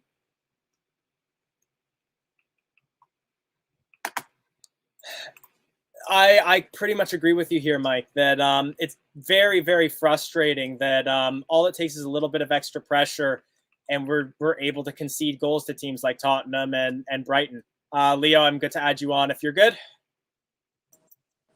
So disappointing end of the match. How are you feeling? Oh, look, it's disappointing that we threw away the 1-0 lead, but, you know, it was inevitable that a goal might come, considering how offensive they were playing. I thought Lamptey was a big threat for them when he came on. He outdid us with his pace. And then, yeah, it's not, it's disappointing that we've given up leads in 2 games in a week. But there's nothing we can really do. Yeah, he was definitely giving a lot of trouble to Luke Thomas. I don't know if maybe it was Thomas getting tired and the fact that Lamptey just, 1, had that pace and 2, had that energy, but we definitely looked very weak on that right wing coming out of things. But in terms of positives that I think we can take away, we still seemed rather strong in midfield. I think Dewsbury Hall had a very good match. I think Madison had a good match. Daka got the goal, but... Sorry, go ahead. I thought Yuri was way better than he was the other day. Yeah, I think he still has a little bit more to discover back to his best. I don't think he was at his best today, but I definitely think he was better than he was against Tottenham. I think it would be difficult for him to be as bad as he was against Tottenham. Tottenham was dreadful. Dreadful. I'm not a fan of having this debate right now, but there's a lot of people mentioning it in the chat, so I will ask you, what's your stance on Brendan at the moment? Look, at the end of the day, if I know who we're going to get in replacement, I like that manager. Yeah, but, given it's a bit unclear as to who we might get, I'm a bit, nervous around it. Same. I'm hesitant at the moment still. And even the managers that people have been saying to bring in instead, I don't know if, 1, we would be able to get them away from their teams that they're hosting or that they're managing. Yeah. And 2, I don't know that they would do much better. I hear a lot of people that have been calling for Potter, that have been calling for Deitch. Do you think Deitch is going to do much better than Rodgers? And do you think we would be able to get Potter away from Brighton? No, neither, because, Deitch, he's prided on his defensive football, and that seems to not be what people are too happy with. And Potter, he's doing well at Brighton. I can't see him leaving for a bit, unless it's a big job. It's not. Looking ahead to Liverpool, do you think we have any positives we can bring into that With Daka possibly being injured as well, how are you feeling heading towards there? Probably the best positive is probably the last time we played them. But yeah, look, at the end of the day, it'll be at Anfield, and I can't see, you can't really see it based on these last two performances, but I'm just trying to think where we can win the game. I guess Daka showed again that he can have a moment of magic and score. Maddison can, so I think that's what we're relying on is these players to have these moments, a bit like Lookman did against them. That's fair. Sorry, lengthy comment here. Looking at tired side, really good to see JJ getting up to speed. We've got to give Brendan some slack. We have a makeshift side for a lot of the season. If and when we get full team back, this is pretty much exactly how I feel at the moment. Only problem is when we're going to have a full team. And that is the fairest response you can have to that, because it's been, 18 months? Yeah. But look, I don't think it's a coincidence. It can't be for me. I don't know what you think, but for me, it cannot be a coincidence that we're having all these injuries. No, I just don't know it, because there's times when we show such moments of class, and then there's times when this happens and when Tottenham happens. Anyways, I've got a couple more people joining in. Yeah, so I do just want to give you. There you go. I want to offer you, if you have any final thoughts, floor is yours. I'm good. Thanks for the opportunity to be on. Thank you. Appreciate it. All right, Jono, you're next. If you're good, I'll add you in, and then Jamie, I'll add you in after Jono. And then we've also got our other Jono as well. I'll add you in as well next in line. But again, I just don't want to put too many people on at once because I don't want my internet to cancel the stream. So Jono, what can you say? Not what I predicted, to be honest. When we went one up, I thought that we would be on the front foot, but unfortunately, we scored early in the second half, and then I think as soon as Brendan made those changes, or when they brought Welbeck on, and then he changed it and brought Samari on for Lookman, that just didn't work. It just didn't work. And then from then on, Brighton were all over us. Yeah, it just comes back to the same thing that we've been seeing time and time again, that we haven't got any real characters to really, just take the game by the scruff of the neck, as we all say, and just get back on the ball and continue to be committed. It just feels like as soon as a team start wanting to give it a real go against us, that we kind of shrivel up a little bit, and we don't show the character that we need to get the result. It's definitely against Spurs we saw that, just really game management and just showing the nous and the character to get the result just isn't there. And we saw it again today. I think partly down to the substitutions, but partly just possibly down to the fitness and the amount that the players can actually give, but also the mentality as well. I think there's a number of reasons why we're seeing what we're seeing this season. And yeah, the injury crisis. I'm still, you asked the last guy about Brendan. I still have my faith in him because he's having to deal with an unprecedented injury crisis. Whatever reason for that is, I don't know. But, with the amount of players that we've got out, he's doing as best as he can. And I think no one else, could do a better job, in my opinion. I'll say this with the caveat that I still am Brendan in. However, I think where it is fair to offer criticism is that repeatedly we have seen this problem where when we're at a full squad, normally we would score and then we sit back, we accept some pressure and counterattack. And that works for us at a full squad. But we've seen against Tottenham, we've seen against Brighton, that we can't do this with the squad that we currently have with the injuries. And whether the injuries are because of the sacking of Dave Rennie, whether the sackings are because of Seagrave, whether the sackings are Rodgers' fault, we don't know. Is it on Brendan that we haven't tried something different? Well, ultimately it is, I suppose. But I think I'd always go back to, what has he got to work with ultimately? Partly that's down to Brendan. Partly that's down to injuries. A big part of it's down to injuries.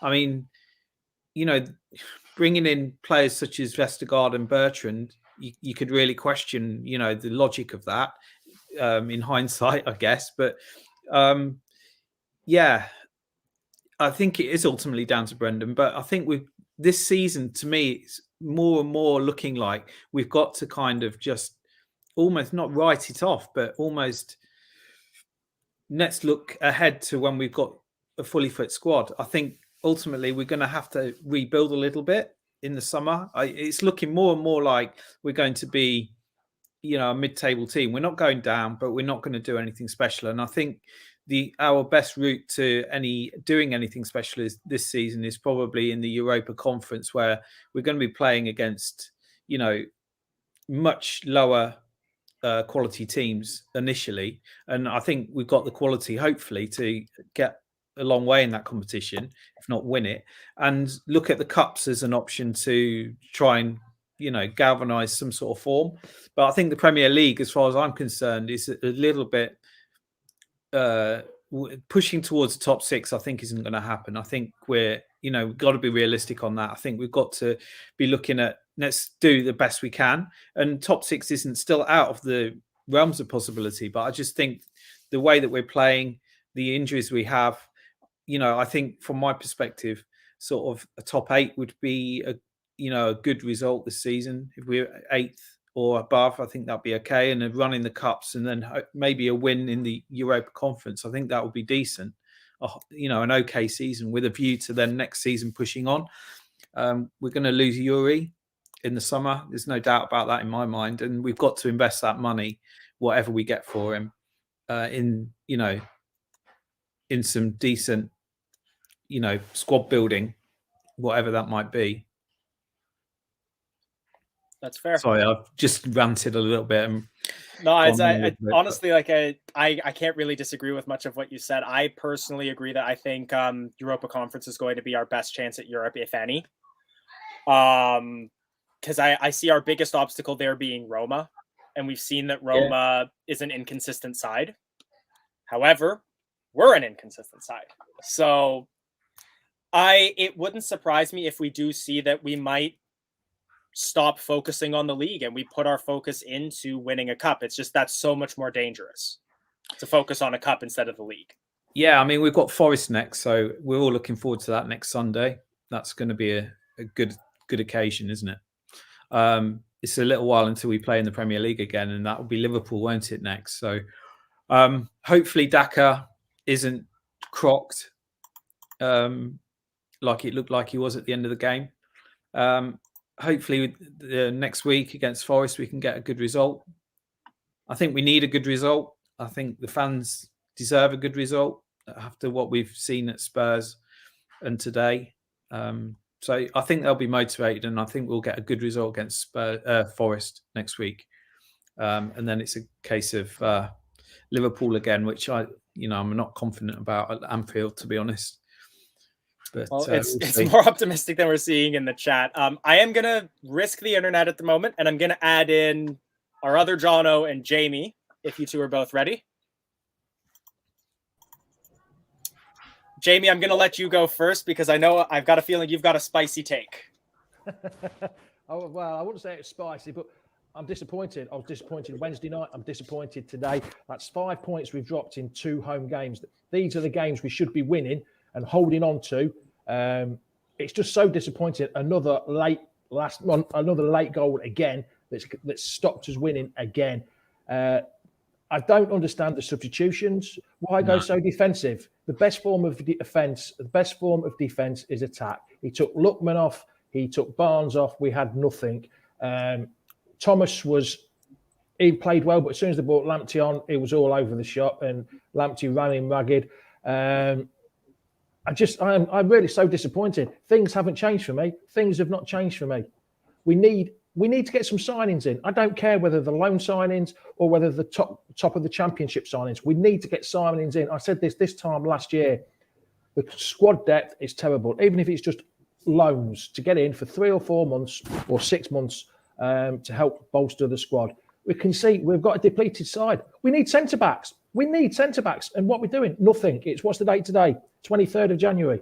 We still haven't got any. And we're not sure whether we're going to make any signings. And that interview he's done in the Daily Mail today. I think we've reached the pinnacle. That's really puts the confidence in the players, doesn't it? When he comes out, your own manager comes out and says, I think we've reached the pinnacle with this team. Yeah. I'm sorry, I'm still on that Rodgers outside. After that performance today, the Liverpool game was absolutely fantastic. The performance we put in there with a B team squad was amazing. It really was good. And then the Spurs game and today's game been atrocious. We should have got stuffed by Spurs. We were lucky to be 2-1 up with a minute or so, 10 seconds to go. Today, as soon as we scored that goal, we sat back and we lost it. We just didn't do anything. How many times did we attack after that? And the substitutions were a waste of time for me, to be honest. So for me, I was sort of going that way to the other side of the fence, but at the minute, I am still Rodgers out, I'm afraid. That has not improved. 5 points in 2 games. Losing 5 points from winning positions? No, not for me. If you want top 6 or pushing for top 6, sorry, you don't do that. You don't concede, lose 5 points in 2 home games. No. I think we've got to be realistic, Jamie. I don't think we are top 6 team this season. No, I've been saying that for ages, London John. I've been saying that for ages. We are not top 6 team. Everyone's been lambasting me for saying, stick with Rodgers. We'll get the top 6 once the players come back. Once the players come back, 9 times out of 10, they're not fit enough. They don't play the same.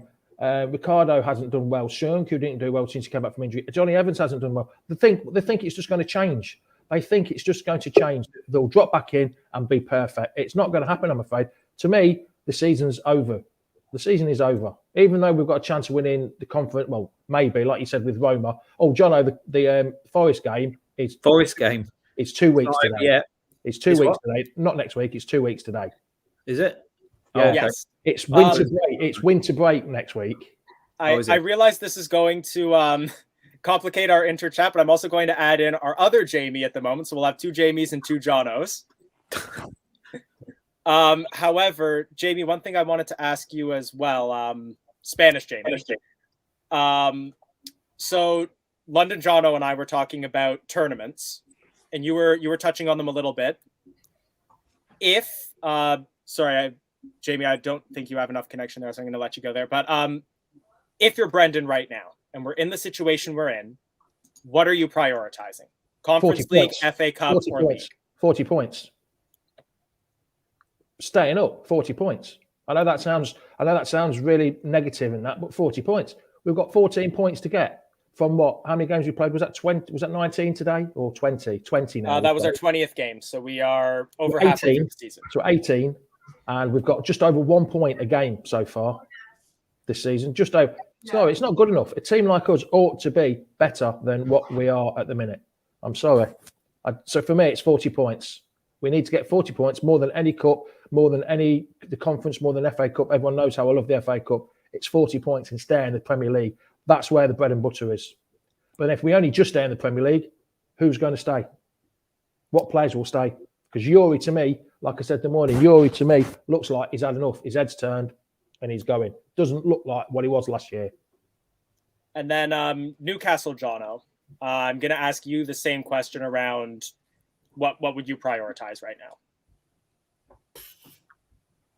It's hard because we can't play well in any tournament. We play well in the FA Cup, but if Daka's injured, we've got no striker. If the Conference League is our own, we can say if we go top 4, we're not going to get top 6. We're going to have to fight in the Conference League to get any European football next season. So it's going to be tough. I would prioritise Conference and Premier League.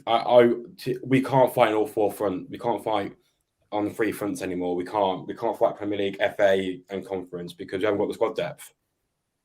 And if Daka goes, as James said, I don't know why we made no signings. We're struggling to get. We had to play Sionchu, and who do we play against? Watford, Chowdhury, and who? Vestergaard. I'll tell you what. I'll sell Vestergaard and I'll play in defence. I'd rather me being less defender than Vestergaard again.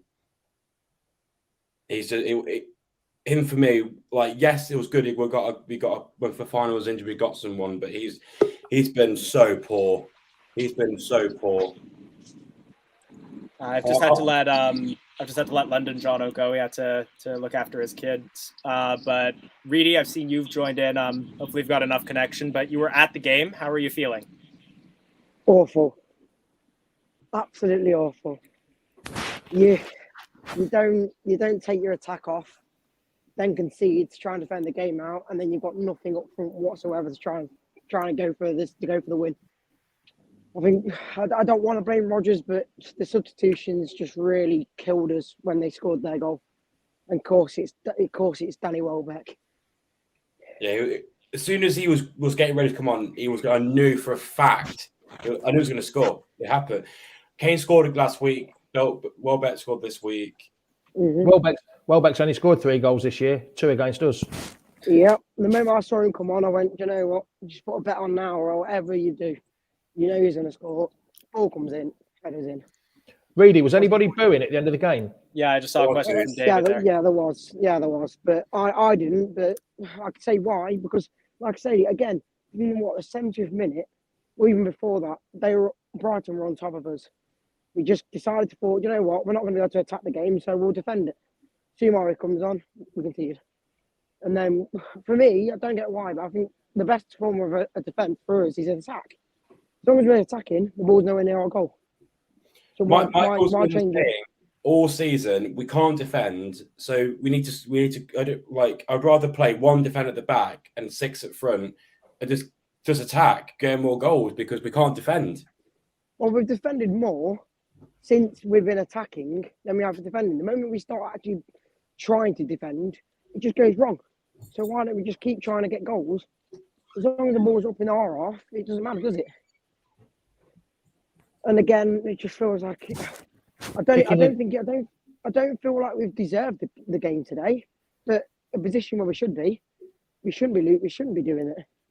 We should have won that game. As soon as we scored, we were absolutely awful. As soon as we scored Daka scored that goal, their keeper could have had a cup of tea, gone off for a sausage sandwich. He did nothing. He did absolutely nothing. We were on the back foot the entire second half. Yeah. Just before I go, it's literally hard work watching Leicester play. I'm actually saying I've got good confidence. Them last 10 minutes, I was sitting on the edge of the seat, knowing it was just going to be attack versus defence, and that's all it was: attack versus defence. Too many wayward balls, too many sloppy balls. Yes, we got a point, but like I keep saying, that's 5 points dropped in 2 games at home. So I'm afraid for me, lads, I'm still sitting on my side of the fence, I'm afraid. I said that. I don't want to, even on your show this morning, Jamie, I said that I'm confident on the attack. When we get goals, it's fine. It's just making sure our defence is good. And again, today, the moment we have to rely on our defence to do something, it crumbles.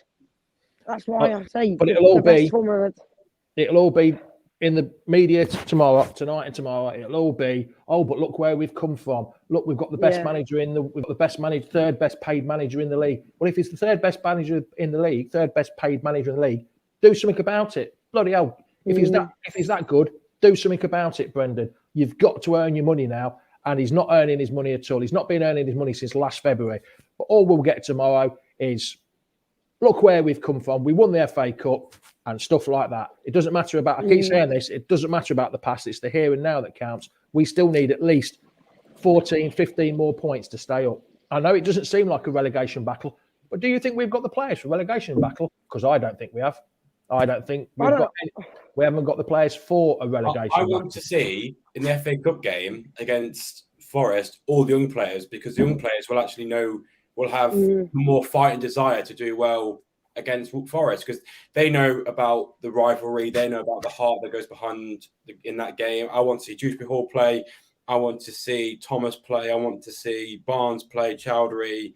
I want to see all the young players, because one, the older players aren't performing, and 2, I want to see all the young players fight for it. They'll have fight and desire.